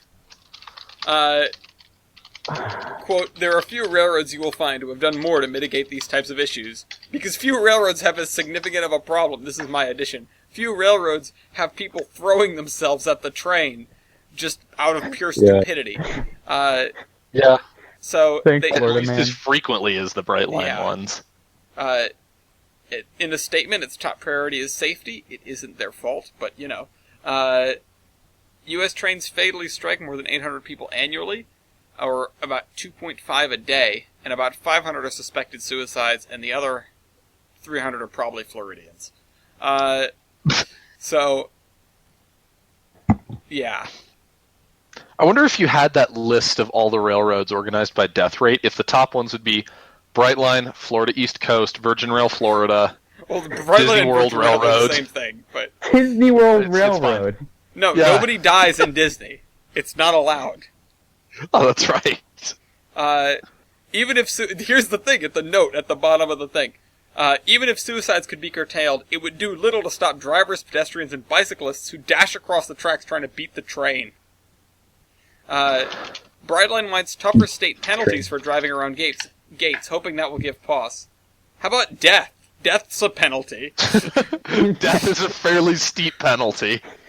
It is the penalty they are paying if they lose. It should not be, oh man, if I run the gate, I might get fined. It should be, I am going to get killed by this oncoming train. I will become a fine red mist. Yeah. Yeah. Just A sentient red mist, no less. the federal reports filed by Brightline and other railroads after each death usually describe the following scenario. The engineer spotted someone on the tracks, sounded the horn, and hit the emergency brake, but the person was fatally struck. A full-speed Brightline train takes a quarter mile to stop. And those speeds are high. They're close to 80 miles an hour, and on the new segments, they hope to reach speeds of 125. 150 on the route they want to build between Southern California and Las Vegas. So, it's fast. It's coming. Get out of the way. Yeah. Physics. At the same time, this should surprise nobody, especially if they've followed the podcast over the past couple of years since Brightline became a thing. How old is Brightline? It is going to be 2 years old in January. Yeah. Man. Not including test runs. Yeah. Wow. Okay. So, you're talking to Happy second birthday! Your kill count, or your KD ratio is... Yeah. Brightline, though, is talking about its expansions as well. It says it's on time to open new South Florida stations by next year.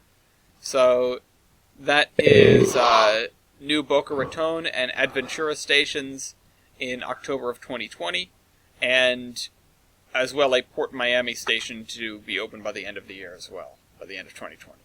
So, They are also, like I said, working on a new 170-mile extension from West Palm Beach to the Orlando International Airport, and they are evaluating sites in Orlando for additional stations, and is in, quote, active negotiations to establish one that would serve one or more local entertainment parks.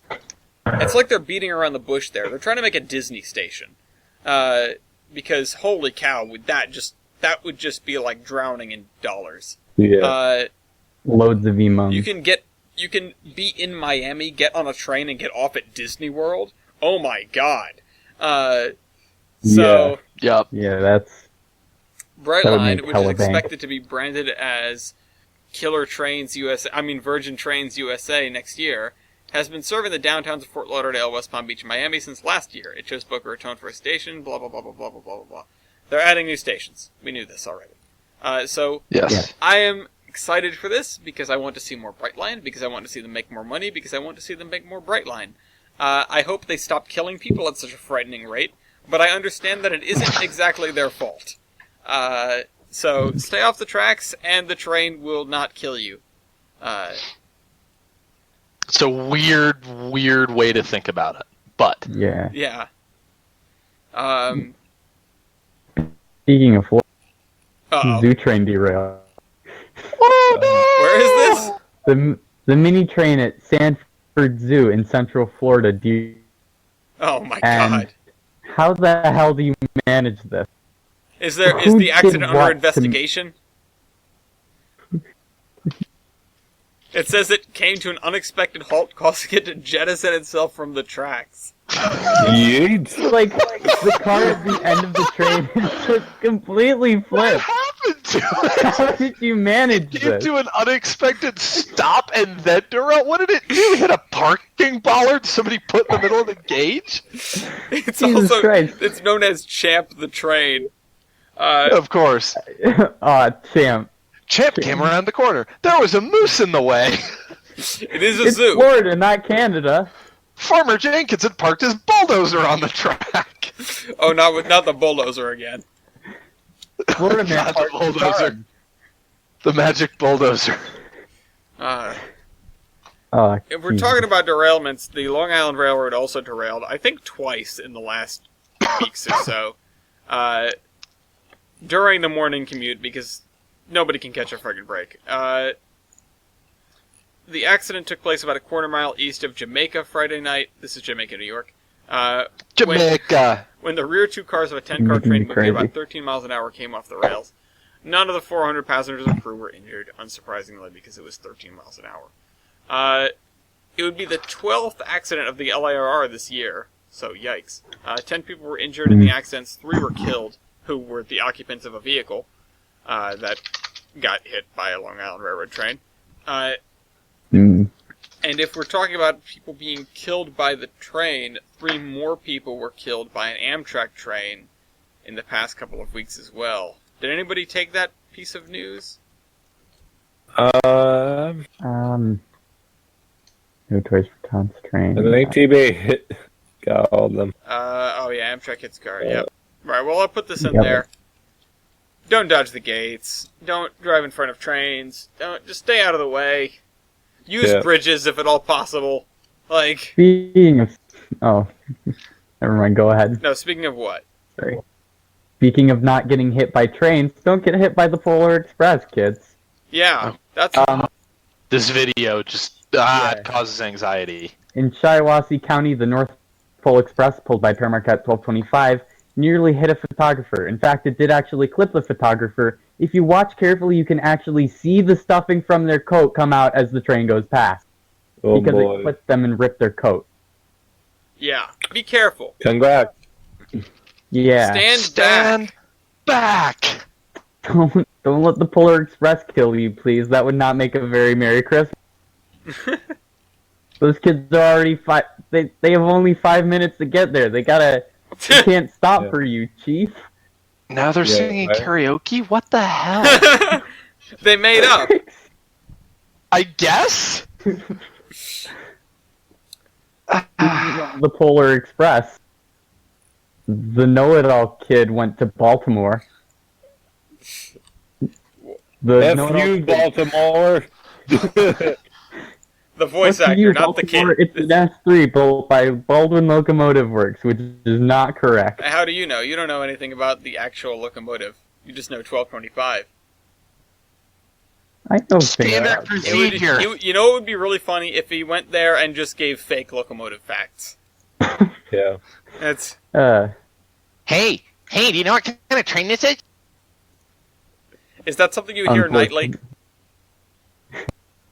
No. Again, we don't fraternize with the public. Yeah. Eddie Denzine went to the Baltimore and Ohio Railroad Museum in Baltimore to promote their Polar Express event.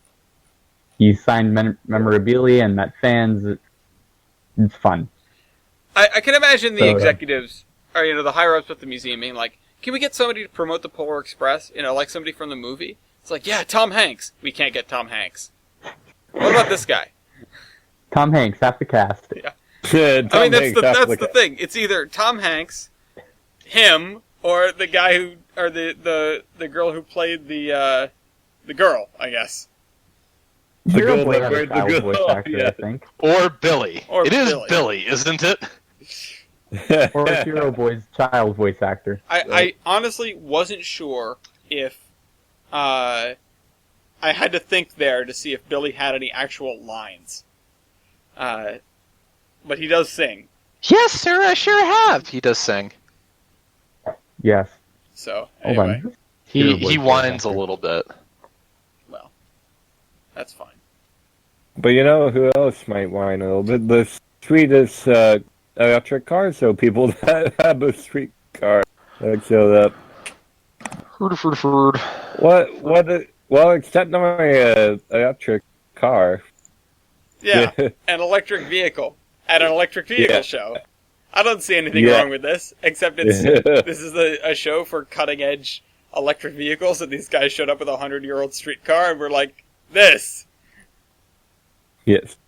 It's hilarious. I love Sweet. It's great. I can bounce off electric cars to electric trucks. Oh, here we go. We live in a society. Electric trucks could chill to bad news for railroad volume. Thank you, Trains Magazine, for that title. Very cool. Very cool. Feel shame, Trains Magazine. Yeah. Thank you, Daddy Elon. Very cool. But anyway, it's just a nice article on electric trucks and comparing them to I mean, they say I guess rail service as is today. And not rail service how it could be, which is electrified. Yeah. Allegedly, the energy cost per mile for a battery electric truck could be as much as 80% below that of diesel trucks. The Tesla truck could be 20% cheaper to operate than diesel trucks, just based on, fuel and power, I guess. And Amazon has already ordered 100,000 electric delivery vehicles from the electric automaker Rivian. So... Jesus. Yeah. I mean, this is future planning here. Yeah. Because, the Tesla trucks are Tesla trucks, they're probably going to be built in with a significant amount of automation, which is going to make... it's going to make long-haul trucking a lot easier until suddenly long-haul trucking does not need a driver. Yeah. So... Yeah, I am interested to see what kind of impact this has, but I don't necessarily think it's going to have as serious of an impact on railroads as the article made on. Because railroads are great at transporting things in bulk, and trucks aren't because of mostly congestion on highways. Not only that, but they're just inherently less efficient because of rubber tires on asphalt versus steel wheels on steel rails. I guess, but if you can overcome that with the efficiency bonus of having an electric truck like this. But by that logic, an electric locomotive would be better than an electric truck. Which is true, but we don't have those yet. Yeah. This is true. We'll get there. NS is selling theirs, and we're already back to screaming at each other again. What the hell? Yeah. Sorry, I didn't... Yeah, I know. We had. Hang on. Oh, I thought you were talking about me. I was like, I'm sorry. Okay. I didn't mean to yell. I was just being emphatic. Yeah, I was trying to say, I don't think Ellis was really going at it. Electric that hard there. God damn it, it's gonna be... Elon Musk is taking over. Yeah. Speaking of elongated muskrat, boy. A Chicago to Cleveland to Pittsburgh Hyperloop could be completed by 2028, according to a new study. Are you feeling boring? Because I'm feeling boring. The groups behind the Hyperloop project released the first portion of its feasibility study and claimed a super high-speed tube-based transportation system is financially viable with no subsidies. Well, good luck. Yeah, good luck with that. I'm taking the train. No, I will take this. It's financially feasible. I want to take this. This is awesome. I mean, Cleveland's only connection to Chicago is the Lakeshore Limited and the Capital Limited, which are not great. And the crime families. And that too. But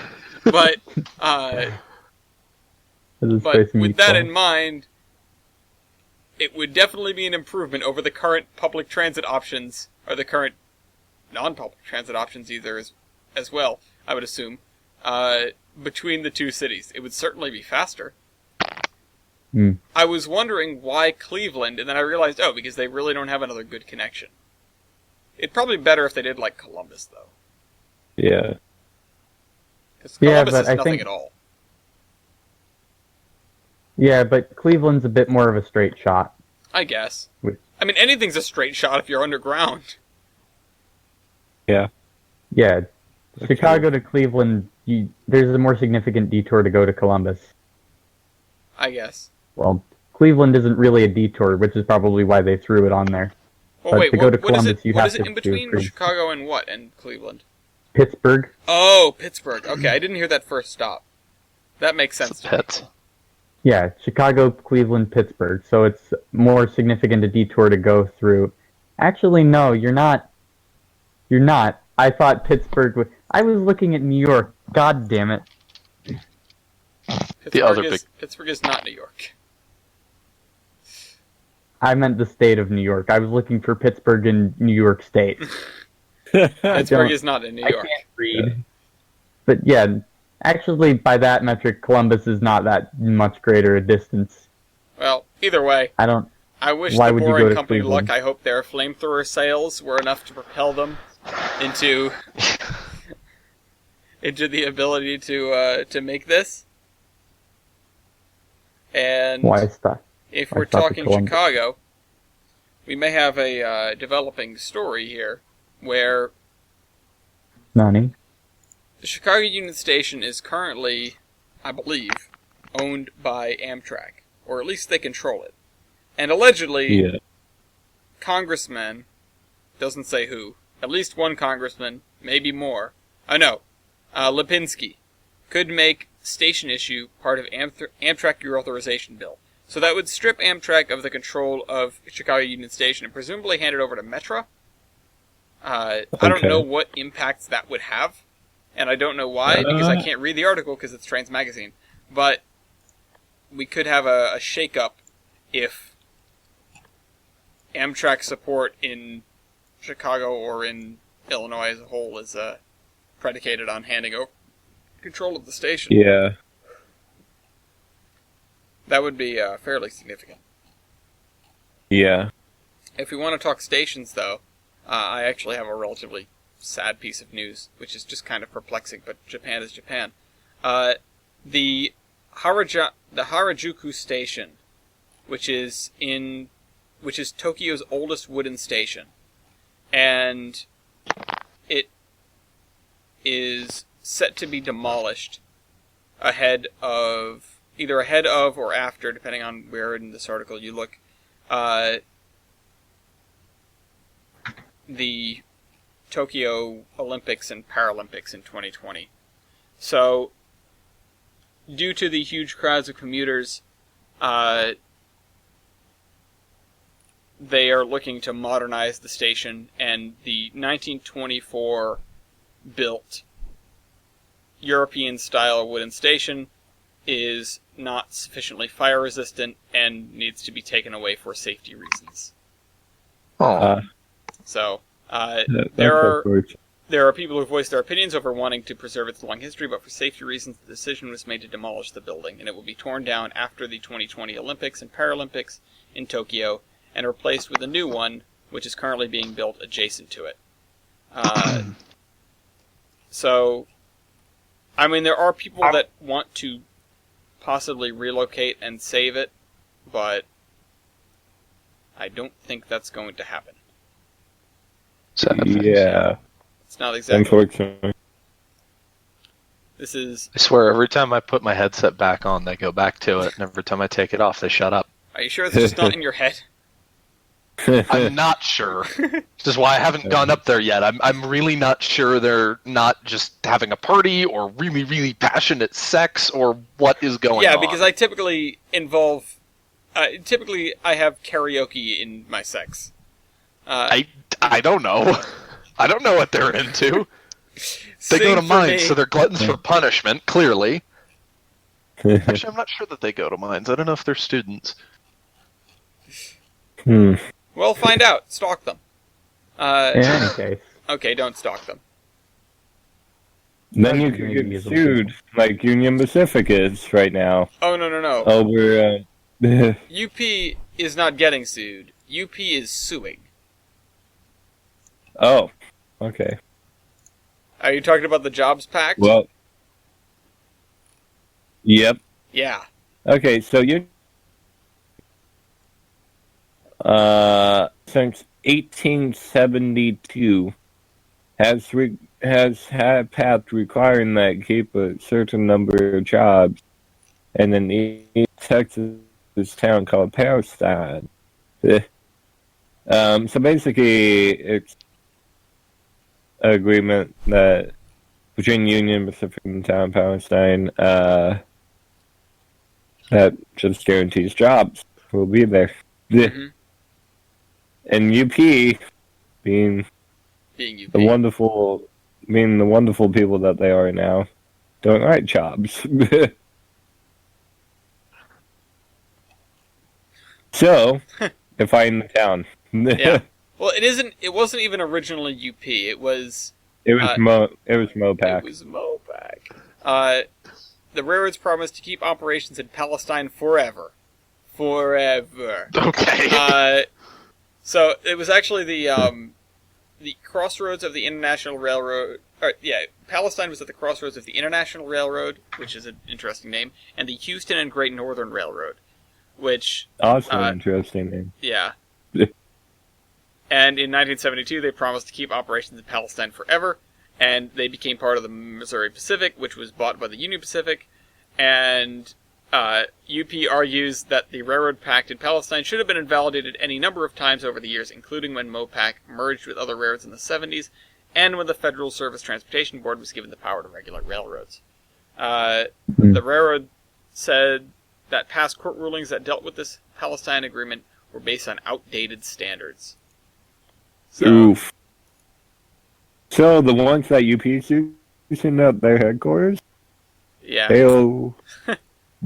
I mean, on one hand, yeah, saying that we're going to keep jobs here forever is kind of a ironically short-sighted agreement to make. Yeah.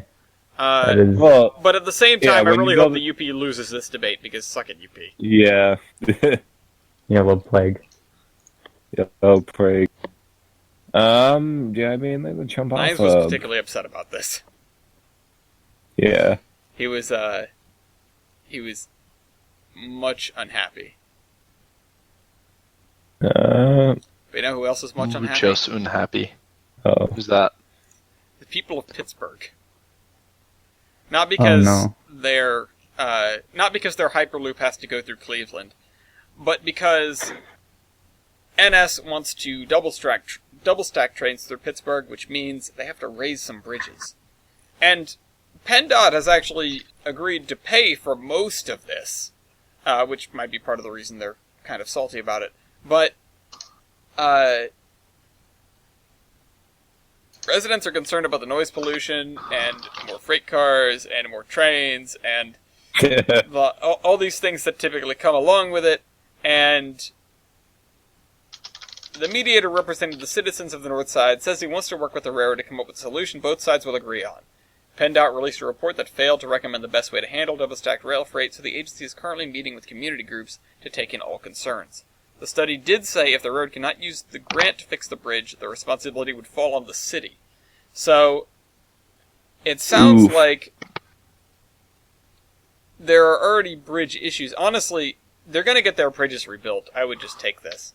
But the project is already out in motion out in the suburbs, but no work has begun in the city since the grant was awarded in April 2017. So NS still has this bottleneck. They can't get double stacks through, and they want to raise the bridges to do it. And the town says, "Not in my backyard." And we'll see how this goes. Well, speaking of my backyard, this isn't your backyard. Anyway, there's a nice article on Portland to Vancouver, British Columbia. Have to specify that because Vancouver, Washington's also a thing. That would be cutting it kind of short. Yep. It's just a nice little article that goes into detail about what Washington and Oregon want to do with Canada. With high-speed rail. High speed. They also want to extend it to Spokane, which I think is interesting. Yeah, that's an interesting place to extend it to, but I'm not judging. Also, they want to extend it via Ellensburg, Yakima, and Tri-Cities, which is a... Wait, Ellensburg, Yakima, and Tri-Cities, Washington, to get to Spokane. Wait a minute, if you scroll down, you can see the map of where they want to send this thing, which is weird, to say the least. Let me check. You know the two branches of the Empire Builder? Yeah, I know. It's like they're going along the northerly branch from Seattle, and then they dodge southward and come up the southerly branch to get to finish the ride to Spokane. So, I assume there's some sort of logic behind this. I almost thought that they were going to use like the old Milwaukee Road Pacific Extension to get this book. I don't think so. Extension destroyed. Well, the right-of-way would still somewhat exist. It does exist as a trail. So yeah, there's a fairly significant article Eminent domain, motherfucker. Speaking of trails, the Saratoga and North Creek, which, oh boy, I mean, what more can be said about the Saratoga and North Creek? I feel like this song has been sung. They wanted to convert it to a trail. The railroad said, no, over my dead body, and now they're dead. So, yeah. Iowa Pacific has abandoned the Saratoga and North Creek, at least in spirit. And the only thing left are some tank cars and some derelict passenger cars. And the state of New York... if you want to buy them. Yeah. The state of New York has started formal abandonment proceedings, and now we will see. Now we will see how quickly this becomes a trail, or if it becomes a trail. Because I need to mention again the real wrinkle here, which is some of the people that were on the side of the trail didn't actually want a trail. In fact, they wanted nothing. They wanted it to return to wilderness, being in the center of what's effectively an Adirondack Park. And now that, and this is what I was hearing from some people that were involved with both the Saratoga and North Creek and the trail. So the only reason the railroad continues to exist, and the only reason the railroad existed in the first place, is the Tahowas mine, which was where they mined titanium during the Second World War and beyond. And the the railroad was built into basically the middle of a massive park for that reason, and really shouldn't be there otherwise because it's a park. And so the logic is that since the with the railroad gone, there is no justification for building something else where the railroad was. Yeah. Because it's a park. That's fair. So, I guess if you're justifying a trail as being building something else... Yeah. What do they want for a trail? Are they talking an asphalt and concrete full thing, or... That's what I assume. Or are they just talking about tearing the track out? They say a multi-use trail, so I assume they mean It'll probably be an asphalt bike trail, because, well, it's tough to ride a road bike over gravel and dirt. But I'm not sure there is a firm, project concept other than they want a trail. I'll be back in a minute. Alright. He's going to go talk to them. Iowa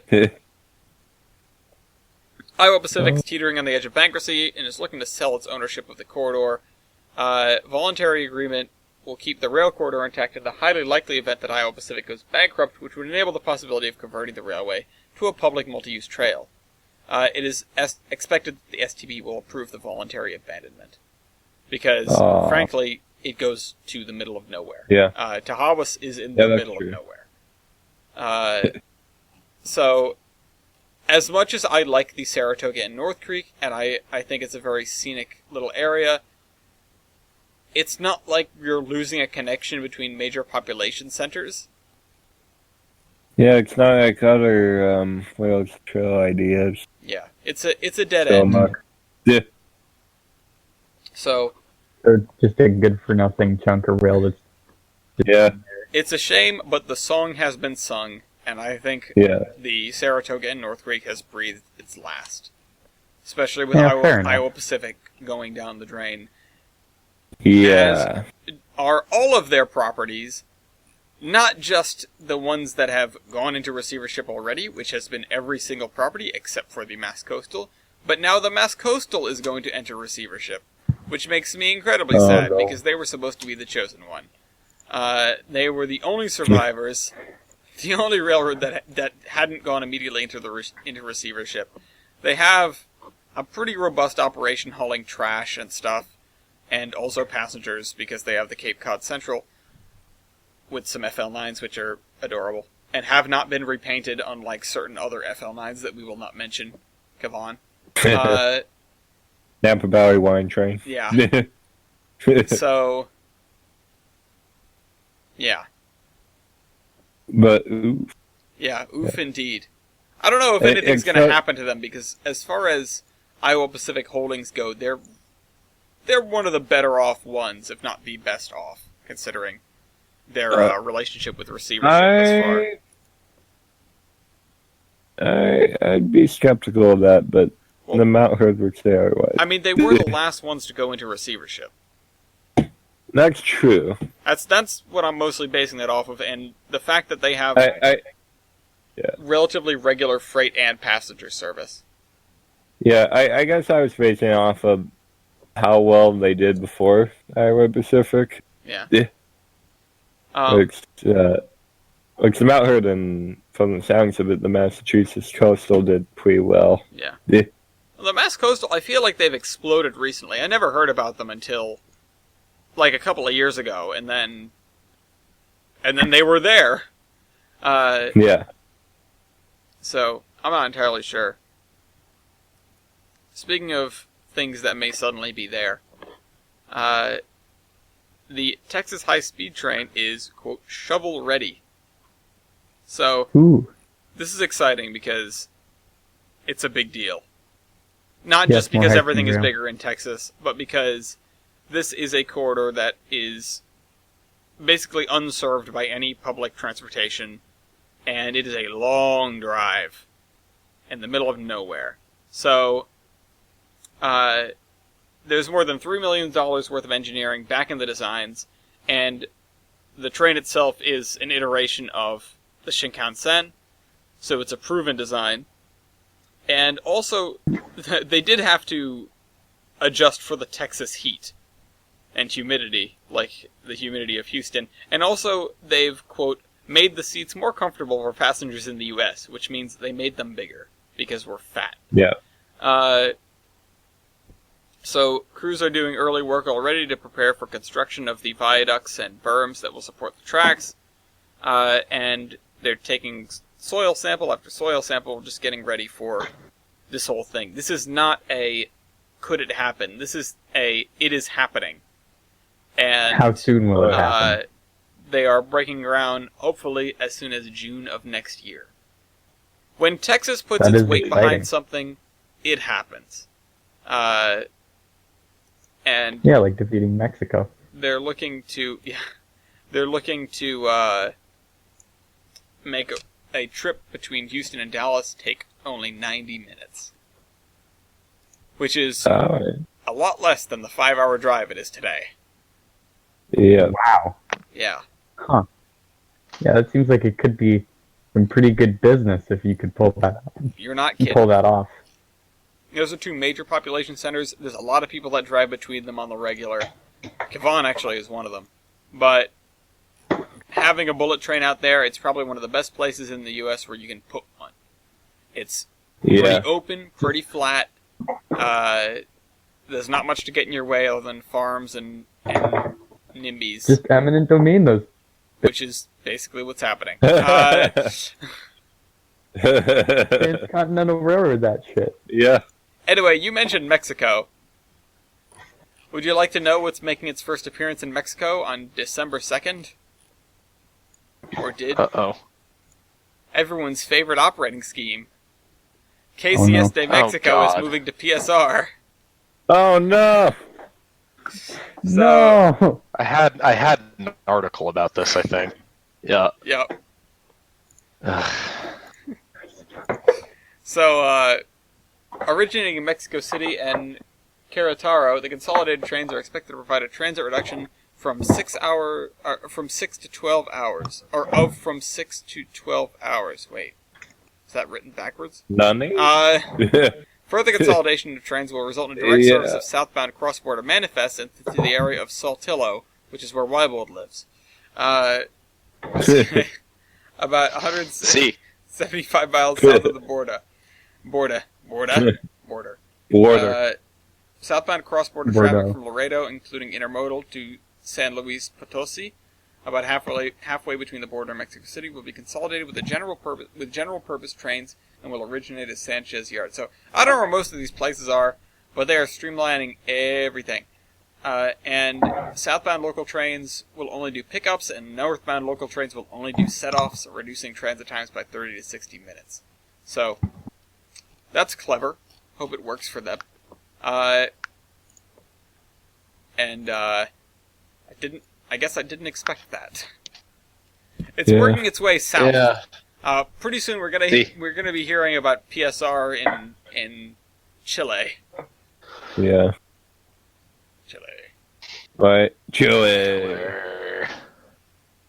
Meanwhile, our rail systems in the U.S. are being updated with PTC, and PTC has reached 92.4%. I'm not sure how you measure that, but 92.4%. That's a big jump from what it was with the first article that we had on it a few years ago, where the only freight railroad that had it was the Portland and Western. Yeah, there were 3 passenger operations in the Portland and Western. Class 1 railroads report that PTC is in operation on 51,222, which is 95.4% of their required route miles, which is a 4% increase over quarter 2.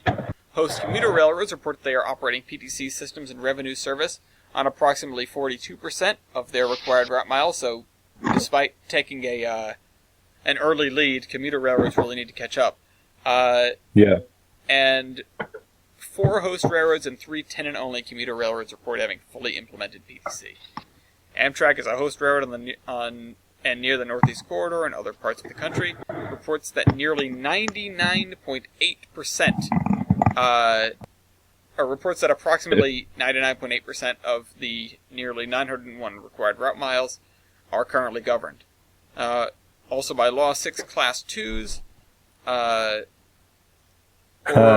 Class 3s, or terminal railroads must implement PTCs on their main lines that provide us, blah, blah, blah, blah. Okay. One of these 6 has been operating its FRA-certified interoperable PTC system in revenue service since 2018. One commenced RSD on its PTC-required mainline during Q3, and the other 4 are currently conducting field testing. So, I would love to see some sort of time-lapse map of PTC integration across the country. Yeah. And on the bright side, I haven't heard much in the way of serious trouble caused by PTC, so maybe we're finally getting to the end of the teething troubles. Yeah. We'll get there. The saga of PTC. Yeah. Yep. Yep, and then everything becomes automated and nobody has a job. Yep, and then... But you know, who won't have a job if things keep going the way they're going? Soundtrack's top security chief? He already doesn't have a job. He's fired. Yeah.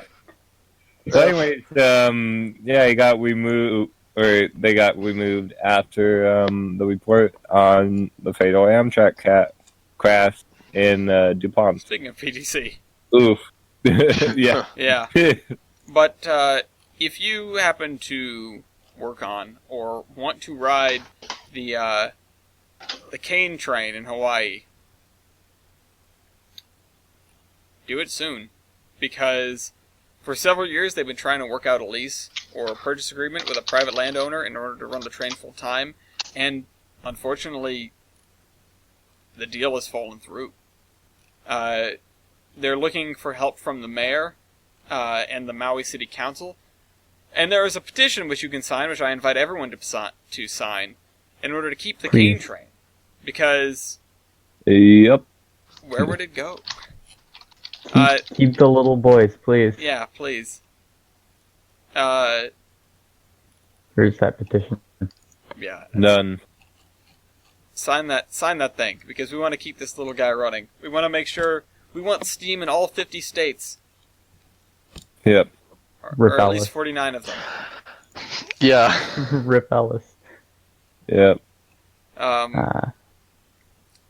And speaking of states, I know. we've had real tenuous segues on this podcast.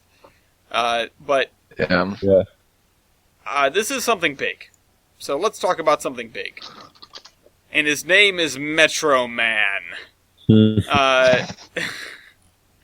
this is not the something big, but this is kind of weird. The Metro North Railroad has Metro Man, who is teaching you how to use handrails and be safe. Oh, God. Bachman. I don't know who came up with this. Bachman. Hold on just a second. I want to point out, I looked up the Kane train, and literally on November 25th... Oh, Jesus Christ, I'm an idiot. Okay. Yeah, November 25th of last year, it's like, it may permanently return a year later. Fuck. Yeah. No, the deal fell through. The deal fell through in May.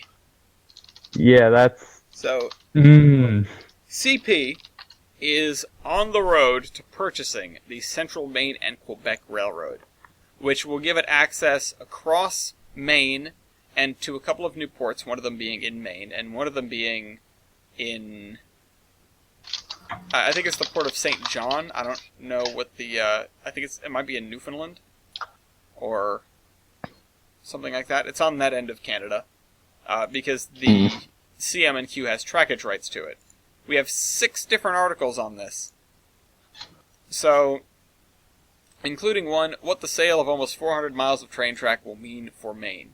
Well, one of the things it means is a lot of upgrades, people. Yeah. The CP is not the past operator. The CM&Q was a Class 3, and it was owned by basically a one of these larger groups, I believe. New York-based Fortress Transportation and Infrastructure Investors. And they've been trying to sell it They bought the railroad out of bankruptcy from the Montreal, Maine and Atlantic in early 2014, which was just after a train carrying crude oil went off the tracks in Lac Mégantic, which exploded into a wall of fire and killed 47 people, as we know. And only the highlights here. Yeah, and this will mean that the railroad is no longer being owned by people who do not really care about railroading, and it is now being owned by Class 1. This is the first Class 1 to return to Maine since the 1980s, which was also Canadian Pacific. And then they sold their track, and now they're back. So, there is one wrinkle in this whole thing, which is that a section of isolated railroad that runs between Brunswick and Rockport is also owned by the Central Maine and Quebec, or at least they have the contract to operate it. And so the question is, what happens with that? And likely it's going to go to CP, or not CP, likely it's going to go to Pan Am because they're the only other people nearby, or it's going to go to some other smaller regional railroad, sort of like the Maine Eastern, which used to run it. So, I don't know. Point is, things are changing hands. Things are getting shaken up. And I believe we also have another shakeup in Canada that is via the coal contract that CN has stolen out from under the nose of Canadian Pacific, which is something like 90% of Canadian Pacific's coal traffic. Which, all told, it isn't a huge chunk of their revenue, but it is at least a full percent. So, it's a lot of money. And now it's changed hands. So, we'll have to see if this has any major repercussions. The coal contract probably won't, but I'm interested to see what these changes in northern Maine mean for Maine. Maine is a state that likes to financially swing its weight around, sometimes even more than its weight. And the fact that they're now having a Class 1 railroad in the state means that they might have someone pretty powerful to talk to about northern Maine infrastructure. Either way, CP wants to upgrade that line and use it heavily, so it's the best Maine has had in a long time. Speaking of thinking of best things, there's some best boys at a train station. Golden Retrievers take over a train station, baffling and delighting commuters. So, in Barnes, which I'm assuming is in the UK? Yeah, it's outside of London. Yeah. Some Golden Retrievers were put on a train station platform for a calendar. It's so cute. I want to walk over there and let them all, jump on me. Yes. You just want to go over and lay on the platform. Yes. The calendar is to benefit an animal shelter in the UK, and it is very good. Look at some of the other shots. I know, it's so cute. Love the Abbey Road. Yep. Yes. Everyone loves Golden Retrievers. We don't deserve Golden Retrievers. We don't deserve dogs. We don't deserve dogs, yeah. Yeah, but Golden Retrievers in particular. They're like the physical form of the phrase happy-go-lucky. Yeah, pretty much. Anyway, you know who's probably happy right about now? Who's Our that? favorite ex-Delta CEO. Oh boy. Oh no. Because Amtrak could turn a profit in 2020 for the first time ever. Only at the cost of all passenger comforts and probably some long-distance trains. Yeah. So, it's fine. So we'll turn a profit and then immediately stop turning a profit. Our agency that exists solely because you can't make a profit in this industry. Yes. Well, awesome. Thanks talk to to the Anderson teacher. about that. Amtrak reported 32.5 million passengers for 2019, most gains in ridership coming from the Northeast Corridor, unsurprisingly. And Anderson says that he wants to prioritize urban corridors over cross-country routes, which is putting it lightly. But it's not happening as fast as he would like, nor, quote, as fast as the country needs it. Yeah, as fast as the country needs it. Because removing Amtrak service from most of the country is helping the country. Why? Yeah. Shout out to the econ teacher who basically said that Amtrak is garbage and should be turned over to a private company because they could make it work. Right. They could make it work, just like Conrail made Penn Central work by selling and scrapping everything that wasn't immediately making money. Gutting it. Yeah. Exactly. That's the point. I wish more people would just understand that that is literally the point of Amtrak. The entire reason it exists is because it's not profitable. We're aware it doesn't make money.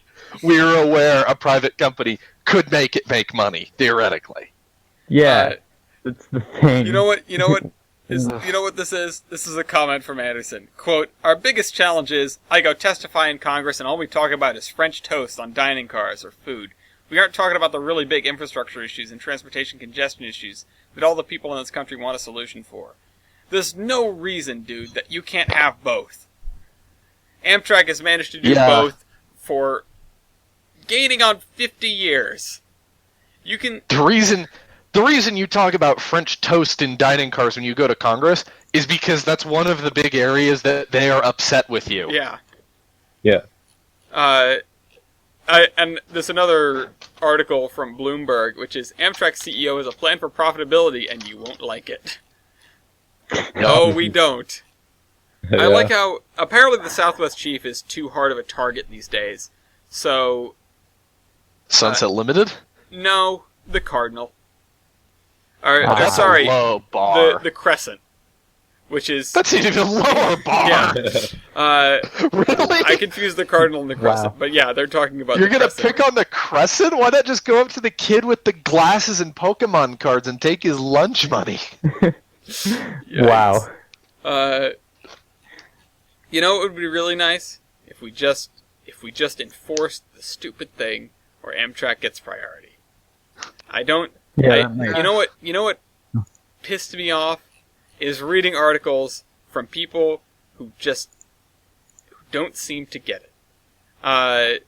Or feel like, not even don't seem to get it, and I really hate to talk like this or act like this, but from people who feel like they're writing because they're paid off to do so. Yeah. I'm only writing this so I get paid. Where there is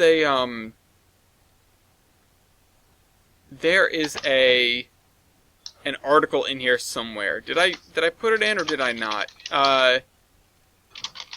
It's about... Is it one of these? It's entitled, taxpayers should not be forced to pay, or should not be forced to subsidize passenger trains. And then, it's such a brutal article. There is no shame in being the first to try out a new idea that ends up failing. There is great shame, however, in politicians wasting hard-earned tax dollars on an idea that has been tried and failed repeatedly. And this is just an really biting my tongue here, and I'm not going to go into it anymore beyond this. But really, the thing that you're going to apply to that statement is railroading. That's your idea that's been tried over and over and over again that politicians are wasting money on that we're still trying to keep... Really?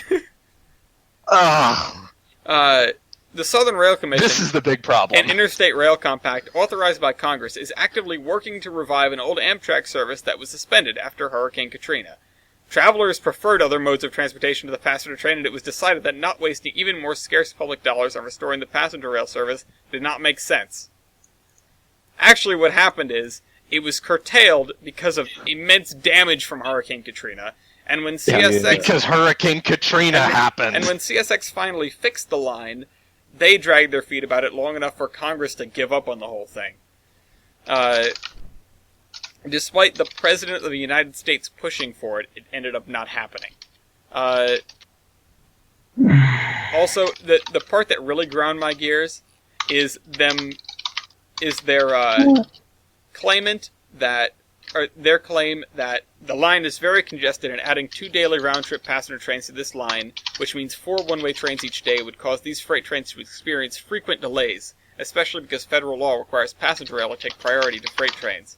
Such an interference with existing operations will result in delays, create unreliable supply chains, and could even cause transportation costs for the industries that rely on freight rail service to increase.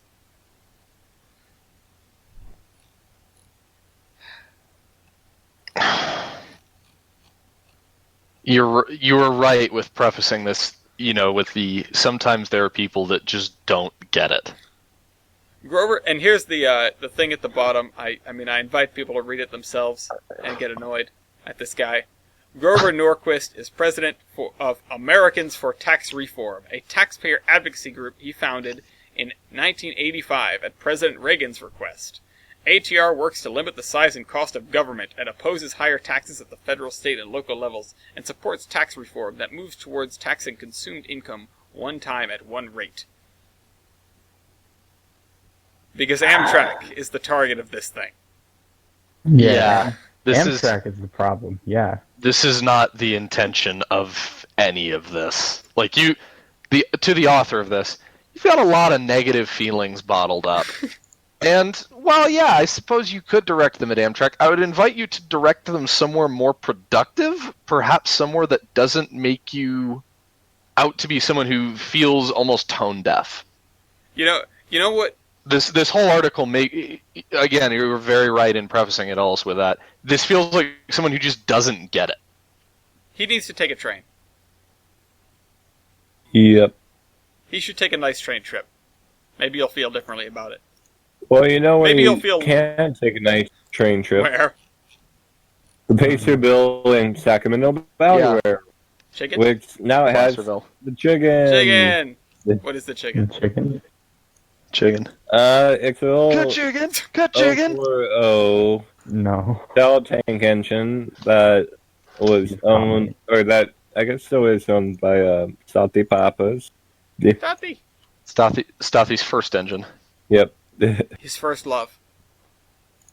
And it's going to be there for 15 years, so you should have plenty of time to go and see it and ride behind it. She spent a few years at Niles Canyon, Warring Camp, and the Northwest Railway Museum. This thing's traveling.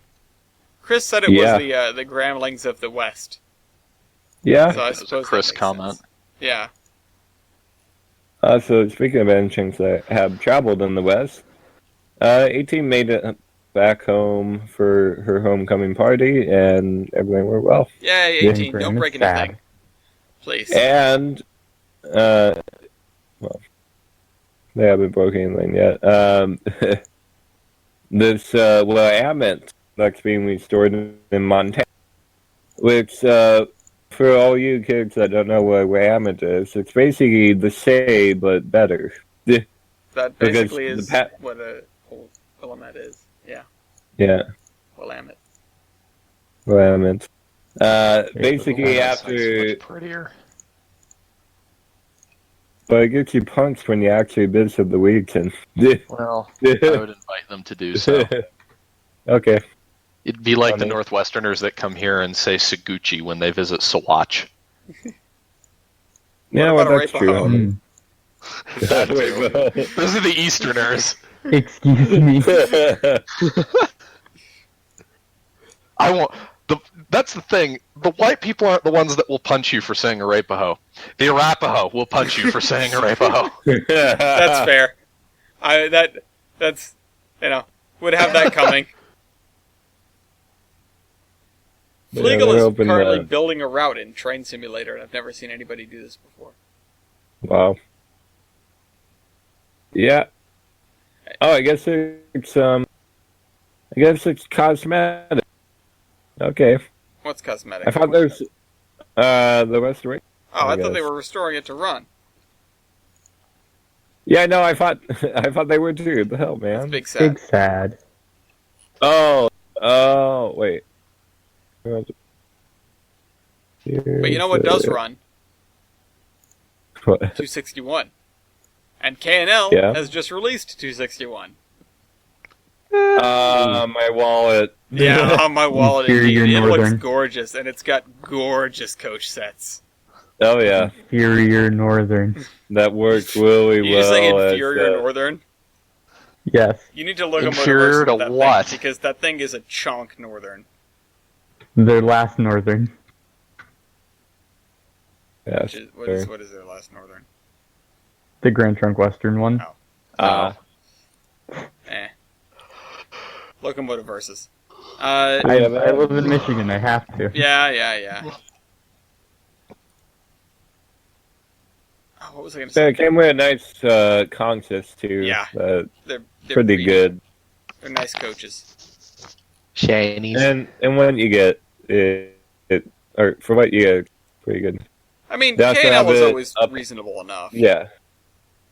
Yeah, they always have good pricing for what you get. Like, a good amount of stuff for what you get price. Yeah. I guess could be another way of phrasing it. It's good money. But if you paid to see the Toys for Tots train this year, you would be disappointed. Because the Capital Region Toys for Tots has announced on Facebook that there will not be a Toys for Tots train this year. Unfortunately. Womp womp. It doesn't say... they were unable to secure the necessary permissions. It doesn't say why. It doesn't say go get angry at these people. But there was probably one guy who had a lot to do with that. Yeah. But we've groused at him enough today. Just kidding, we haven't. Sign this petition to tell him that we want dining car service to remain on all long-distance trains. There are currently 149,000 people that have signed this petition, and you should sign it too. And share it. I don't actually know that I've signed this share one. it with Where's all the of link? your friends and family. Make sure everybody knows that we don't want trash airplane food on our trains. Trash airplane man out of here. Yeah. I'm a trash man. You know what? Get the trash airplane man out. Can the head of Amtrak be replaced by the president?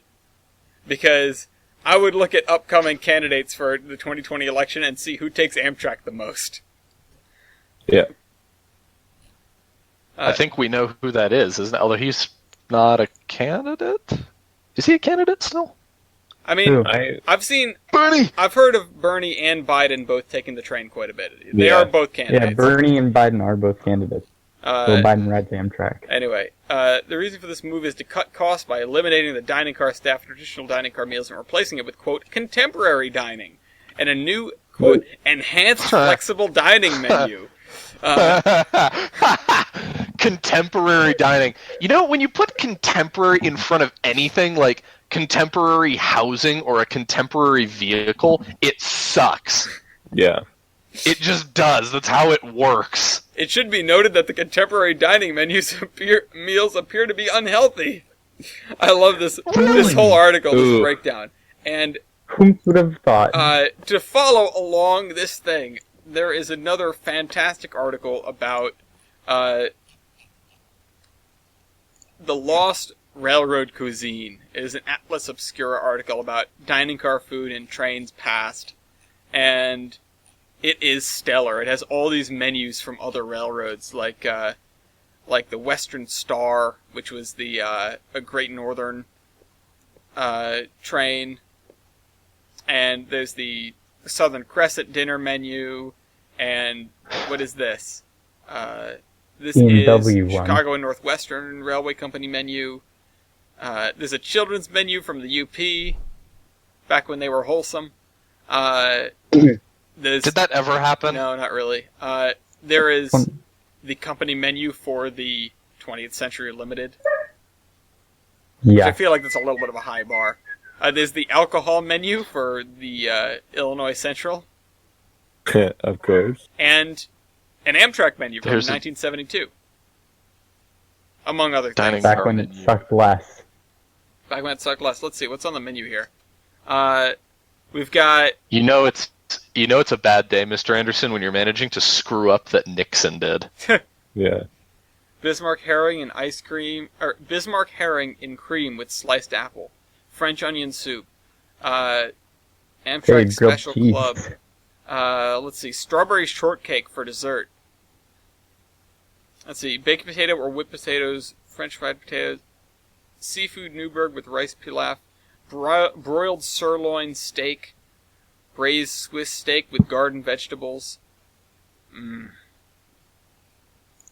And now, you can get food that comes out of a microwave. Yay! Yeah. You can get food that comes out of a freezer in a plastic box, goes into a microwave, and then goes to the table. Yep. Well, if you're lucky, it goes through the microwave first. Yeah. Yeah. Do it Just while makes you can. sick. Do it while you can. I mean, yeah, the food definitely does. You know what we should do? What's that? We should strike. Not really, because that would just hurt Amtrak's revenue more and give them more reason to Nice. Smooth. That's a bad idea. But No. I have wanted to be like, you know what, I don't want to take Amtrak anymore because of what this guy has done. And then I realized that would just give him more reason to not do Amtrak things. Yep. Yeah. There's no winning here. That's what he wants. Yeah. The only winning is getting rid of him. Exactly. Or getting Congress to tell him to sit down and do his job. For the most part, it seems they've been fairly successful at that. Again, shout out to the New Mexico senator whose name escapes me, who always seems to stand up for the Southwest Chief. Whose name escapes me. He gets mentioned every time we bring up the Southwest Chief, but I can't remember him right now.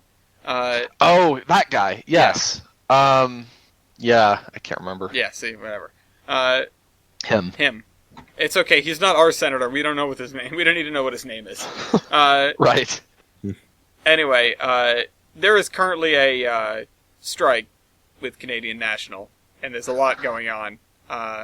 So you can read these 6 articles, including one about an alleged propane shortage. So propane and propane accessories. The province has a dwindling propane reserve, and 85% of it is supplied by rail. And because of the rail strike, they're running out of propane. No, how will I grill? Well, I mean, it's probably to heat homes. So, it's kind of important. It's fine. Quebec has already begun rationing its remaining propane reserve of 12 million liters and is trying to find trucks to bring more into the province. Daily usage it's only Quebec in December. It's not that cold, right? Daily usage has been cut to 2.5 million liters from a typical 6 million liters a day. The reserve will go to hospitals and retirement homes first, as well as farmers who depend on propane to dry grains and heat facilities. So this could turn into a food shortage, a medical crisis, an energy crisis, and what else, according to CP?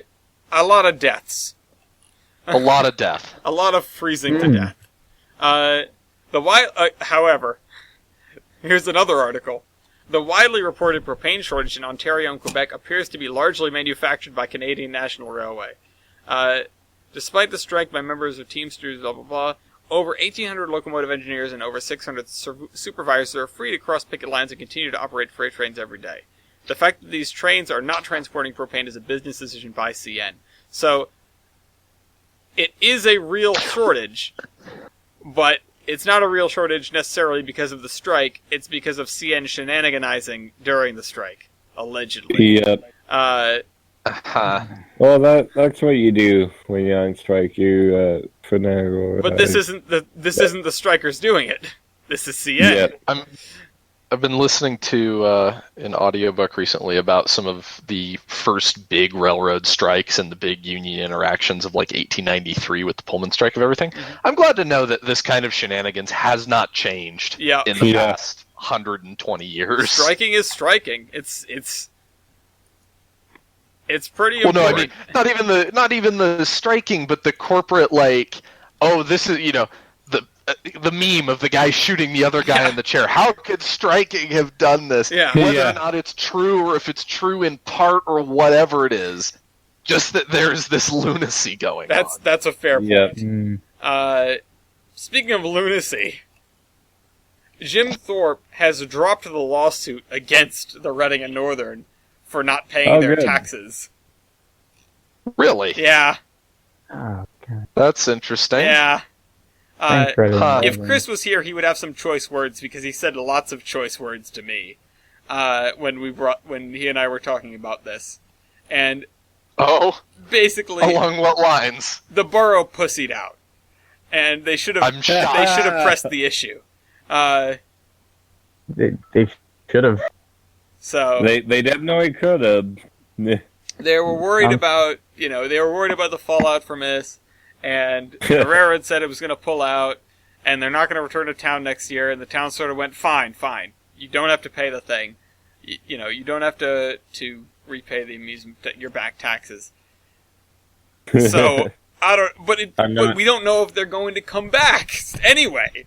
They said they're ceasing operations. They haven't said they're going to come back. There's still some sort of litigation going on. And, how?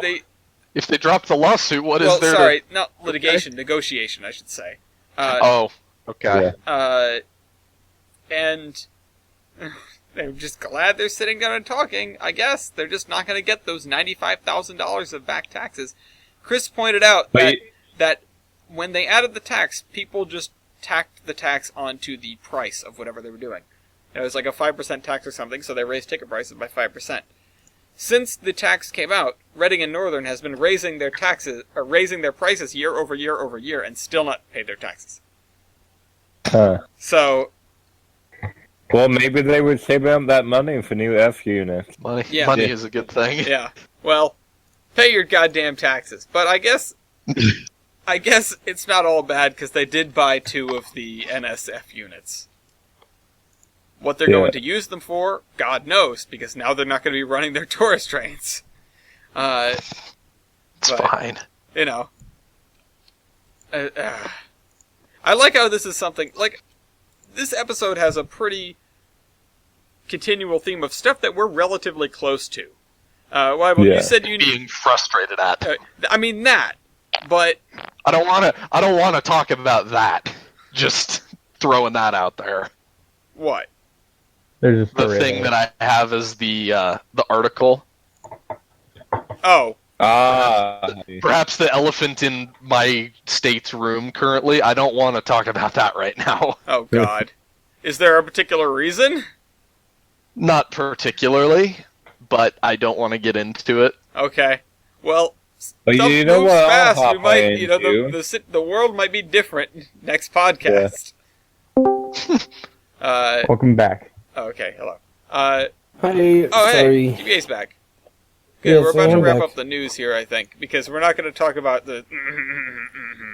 But we are going to talk about the efforts to save a ST9 up in Washington. Yes.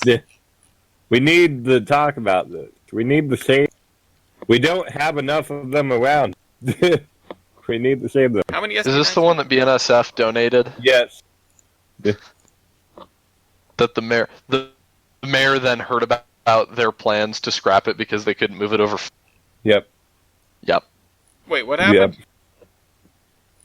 BNSF donated an ST9 to a town. BNSF alleges that the town refused to move it / didn't want it, so BNSF said, well, you gotta move it, we can't have it here or we're gonna scrap it. The mayor then apparently heard about this over Facebook, having never known anything about the railroad planning to scrap their locomotive that they just took in donation of, and now we're here. And now we're here. Yeah. All right. Here we are. About $6,500 out of 40,000. Yikes! Long way to go, but hopefully it gets saved. I think the internals is still good on her. BNSF, what the hell? Yeah. You're supposed to be the good guys. What are you doing? Yeah. You were supposed to be the chosen one. Especially because the track it's on is like this old, decrepit, weeded out spur. Yeah. It really would not hurt them to just leave it. No, it really wouldn't. Goodness gracious. You know what else wouldn't hurt anybody? Dovetail could keep all of their Virgin Train stuff in the store on Steam. But instead, they're not gonna. Why? I don't know. Good question. So, they are going to be retiring their Virgin Trains content for Train Simulator. retired on December 6th, so you missed it. But they were on sale, and now they are no longer. I'm really wondering why this was necessary. Yeah, I don't know. Yeah, what? Why? I don't know. Yeah, I don't know. It's not like they only sell stuff that currently exists. Yep. Did they have like a contract expire? I don't know. I mean, that would be what I'd think would be the most likely option, but I don't know. Is there a scenario in Train Simulator where you can use the virgin content to run down suicidal Floridians? Probably not yet, but anyone want to open trains and see if there's a bright line route in the download station? Will I get a point if I... I already gave you one for opening trains, so... But yeah, trains, MB Freewire is presenting a nice survey here that you can type a response to, and it's time to make a wish. What is the one new feature you would like to see the most in trains? Multiplayer surveyor. Yeah. Multiplayer surveyor. I already answered the survey. Multiplayer. Yeah, surveyor. I did too. Just give. Where you is answered correctly. Yes. I want to answer the survey. It's in the cargoes now. I already got rid of it. Okay. Yeah. Where are the cargoes? Be able to see them later. Hold on. Kiwi, I can send you. Okay. So we can all join the multiplayer surveyor game. I stubbed my toe shortly before rejoining, and it really hurts. Oh. Ouch. Like the pinky toe. Ouch. Yeah, there it is for you. Surveyor. Yes. You can cover your stuff real quick, and then we'll move on to the last bit. My stuff. Your stuff. Yeah, My trains. Well, Amtrak hit a wheelchair. Oof. With a person in it. Worth pointing out. With a person in it. But In Salem, Oregon. In Salem. Oh. Yep. Oh no, dude. That's not okay. Yeah, I know. Yeah. Ooh. Is this a new form of witch trial?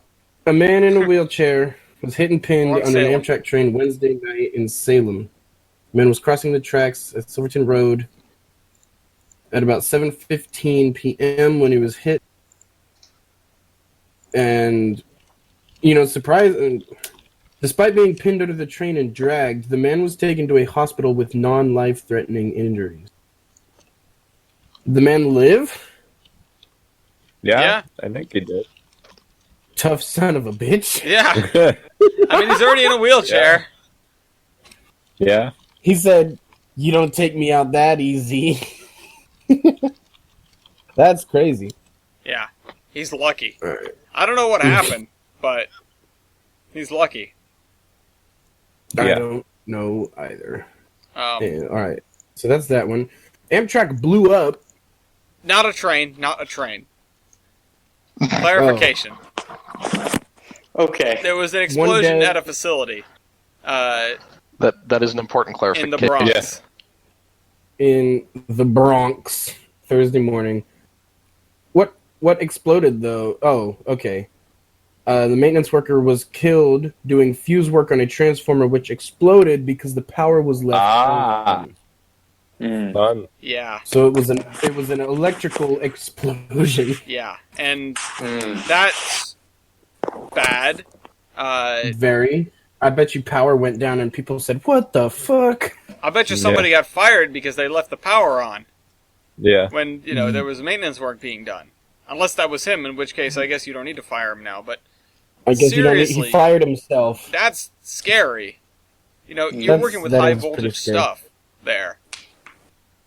The Acellas are thirsty, from everything that I've heard. Thirsty boy. They call them the thirsty pigs or something like that because they suck so much juice.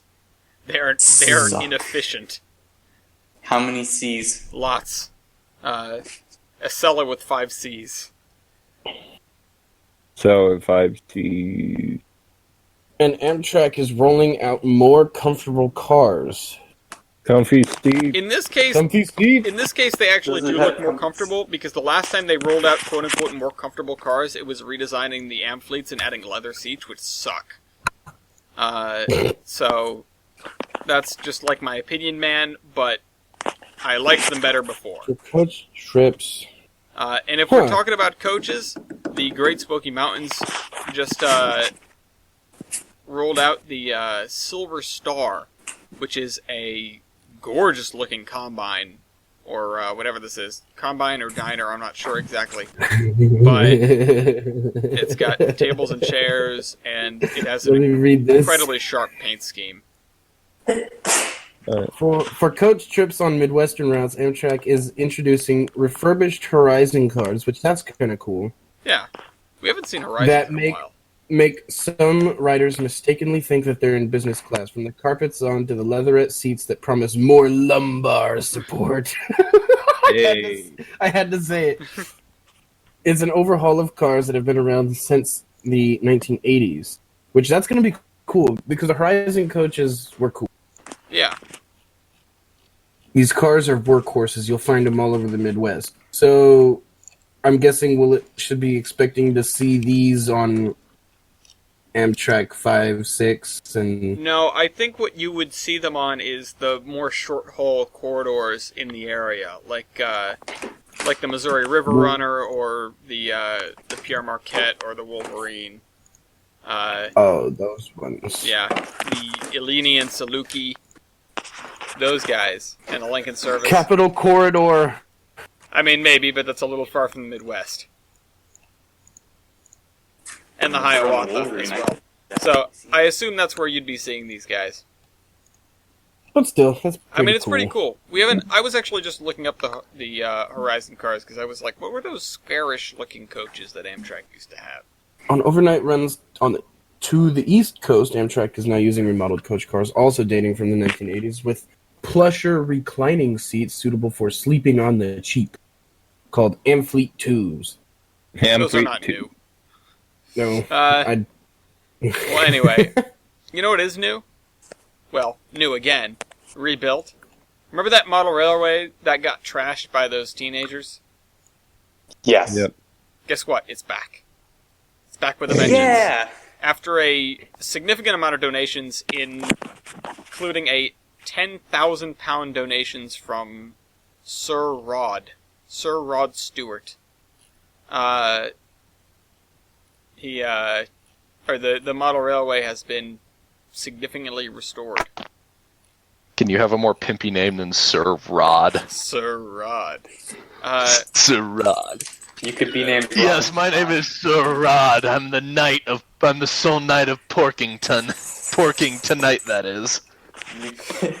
You could be named Rodimus Prime. Rodimus. Oh. That's my board name. There it is. Rodimus Prime. Also, that's the title of the podcast. Character. Rodimus Prime. Or Sir Rod, but Rodimus Prime. My last article is hilarious. Not exactly what I expected it to be. I picked it because it was about defecation. Honestly. What?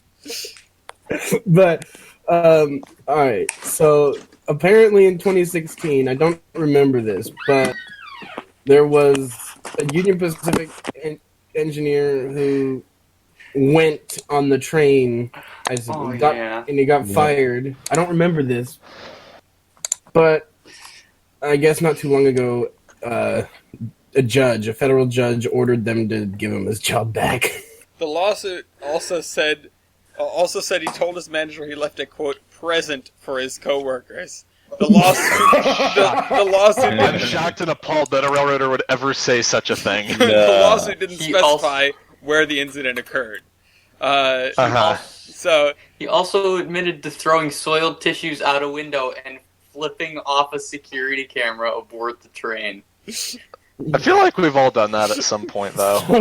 He was just having a bad day at work. Oh my god. He defecated. Yeah, that's an extra bad day. He defecated on the exterior of a train car. It doesn't say where or which train car, but I like how the photo they used is the big boy with the passenger train. I like to think it's, one of the firemen or something just got so pissed off, just hung his ass out the side of the gangway. This was 2016, so he, probably on 844 or something. And that's really all I picked. Yeah, we have a Santa train from CSX. It's coming around again. Check that thing out. Unless they get canceled. But Heritage Rider. But we've already ragged on him enough today. Have we? Except we haven't signed the petition. There is another petition for nickel plate number 358, which is some form of diesel. Jeep, isn't that High Hood? No, it's our Lord and Savior, SD9. Oh, of course. We have 2 SD9 petitions in the same episode. Yeah. There's another strike going on the... Who's pounding their keyboard? Southwestern Railway, which they're planning a 27-day walkout. That's a while. Why would you tell the railroad how long the walkout is to last? That's a good question.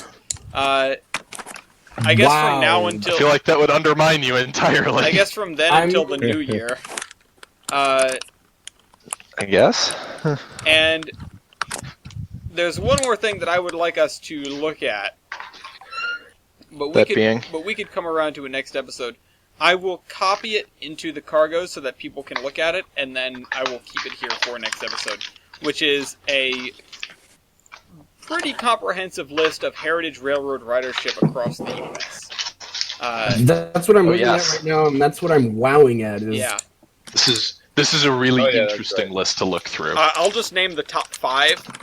The California State Railroad Museum with 500,000 visitors. Which is BS. Well, it is 500,000 visitors.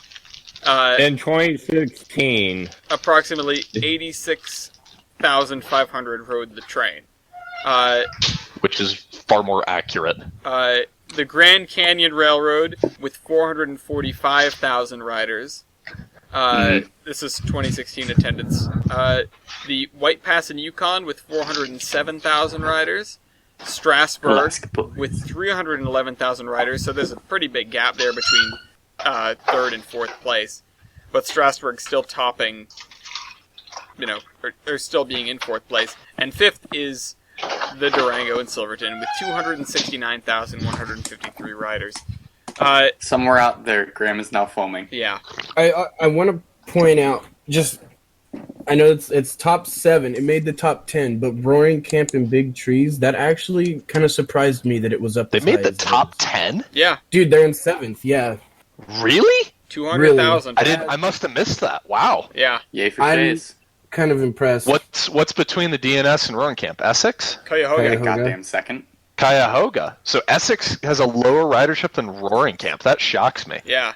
Valley Railroad is 1, 2, 3, 4, 5, 6. It's the Valley 7, Railroad. 8, It's in Essex. 10. It's 10. Oh. The Huckleberry is in the top 20? It doesn't surprise me, but yeah. I don't know. Shit, even the Napa Valley Wine Train has more people than I thought. The Grapevine has 120,000. There are a lot of riders. The Mount Washington Cog is 111,000. Tennessee Valley's 104. Steamtown has 99,000, although not all those were train riders. The Reading Blue Mountain and Northern had 96,000. The Colorado Railroad Museum had 86,000. Yeah, we have a higher ridership than the Coombres and Toltec, which I think is just joyous. By a margin. By a large margin. Yeah, where's Coombres and Toltec? There's the main narrow gauge down at 42,000. Hey, there's the California Western down there. There's the Coombres and Toltec, 39,000. Just underneath the Santa Cruz, Big Trees, and Pacific. And the Providence and Worcester, which also has 39,800. I think some of the bottom ones are really interesting, too. Like, the Railroad Museum of Pennsylvania I find to be an interesting one. Mm-hmm. Oh, the Railroad Museum of Pennsylvania. Other ones you go up a little bit more, like the Fort Collins Municipal Trolley is reported, which doesn't have much. Or sorry, no, this isn't data not available. Yeah, I was going to say. The Railroad Museum of Pennsylvania. It doesn't have a number. It shouldn't. Yeah, that's a list of data not available. Here we go. The WWF just had 5,000, but this was also before they really started building as fast as they have. Yeah, that's true. Pueblo Railroad Museum had 1,053, which is...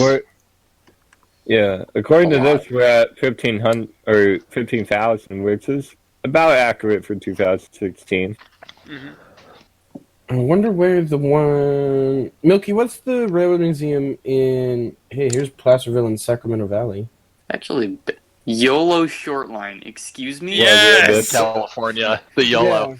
Yeah, where is... Western Railway Museum is at 20,367.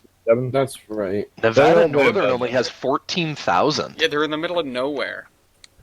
Well, yeah, but it's the Nevada Northern. Yeah. Although I guess it's like the Cumbres and Toltec. They're a massive operation, but they're in the middle of nowhere. Mm-hmm. Yeah. I mean, location. Hell, the Saratoga and North Creek had 26,500. Rest in peace. It couldn't save them. Railtown 1897 had 27,000-ish. That's where Sierra 3 is. You know, I'm kind of surprised. That's one of the reasons I'm surprised Roaring Camp is as high as it is because it's also kind of in the middle of nowhere. Not only is Roaring Camp higher than a bunch of these things, including the Cumbres and Toltec, the Santa Cruz Big Trees in Pacific, which is Roaring Camp's standard gauge subsidiary that runs from Roaring Camp down to Santa Cruz, it has way less, but it still has a higher ridership than the entirety of the Cumbres and Toltec, the Iowa Interstate, the Midwest Central, a bunch of other big names. I feel like Roaring Camp and Big Trees really benefits by the fact that it's sandwiched between... crap. Why can't I words now? Isn't it like halfway... or it's between... It's... Los Angeles and San Francisco. Right? It's on that end of the state. It's closer to just north of Santa Cruz. Which, yeah, is close enough to San Fran. Yeah, it's closer to San Jose than San Francisco. Well, still though. My point is, it's in that direction. If you're going between those 2 points, you could theoretically go by Roaring Camp, or at least not be too far off from it. Whereas the Cumbres and Toltec, where are you going? You have to be going from Santa Fe to somewhere north. Maybe you're going to Alamosa, but why would you ever go to Alamosa? Yeah, I mean, Santa Cruz itself is fairly popular, and you're not too far from San Jose, and you're really not too far from San Francisco. So no. Well, there's a lot of good beach stuff that's not terribly far. There's a lot of vacationing in Paro, areas like that. Like places like Monterey. I love Monterey. Mm-hmm. My dad grew up in Monterey. Since we talked about this, I invite everyone to take a look at it, but I'll leave it out. And as for that is that. Let's talk about the latest train in Amtrak. Oh boy, here we go. Is it the Crescent Limited? I will tell you this. The latest train on Amtrak, you better guess it quick, because it's about to be off the system.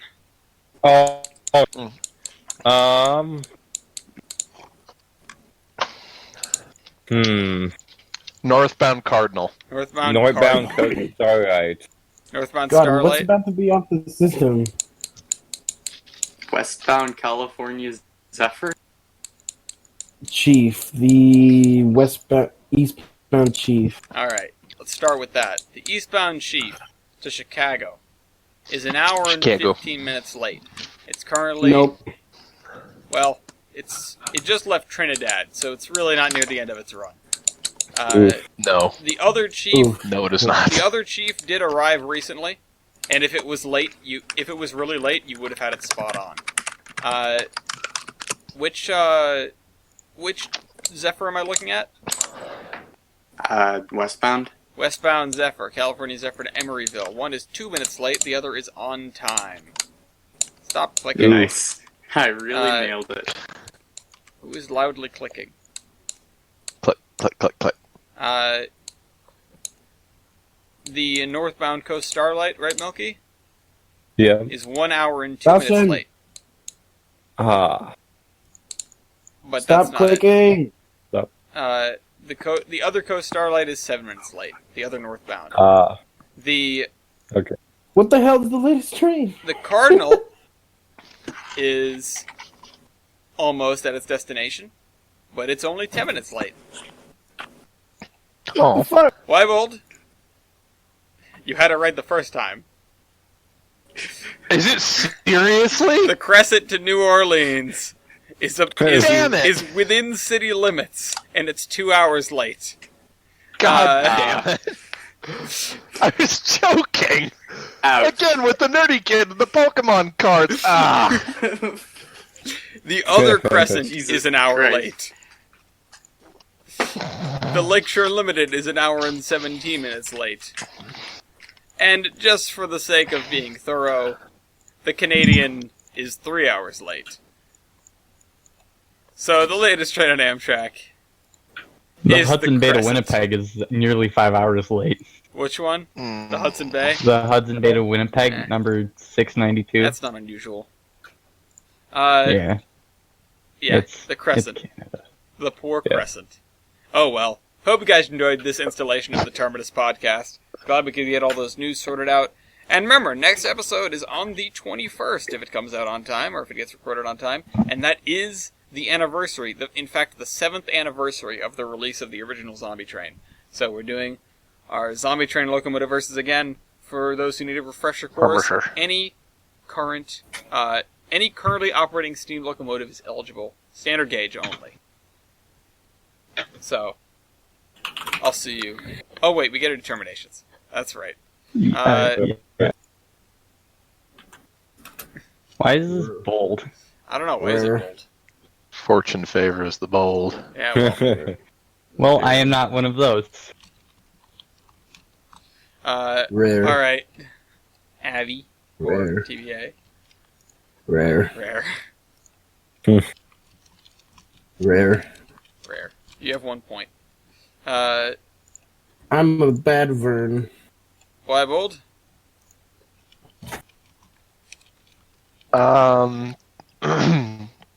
The railroad world lost a real hero today, Fred Oster. A lot of people didn't know him. A lot of people did know him, though. So, rest in peace, Fred. We'll see you down the line. Is that Oster? Yes. Okay. In relation to Dave Oyster? I would like to say, make me modules. Make me modules. The railroad must grow. Okay. I promise I'll work on it tomorrow. Cracks whip. Yeah. Beatings will continue until morale improves. Milky?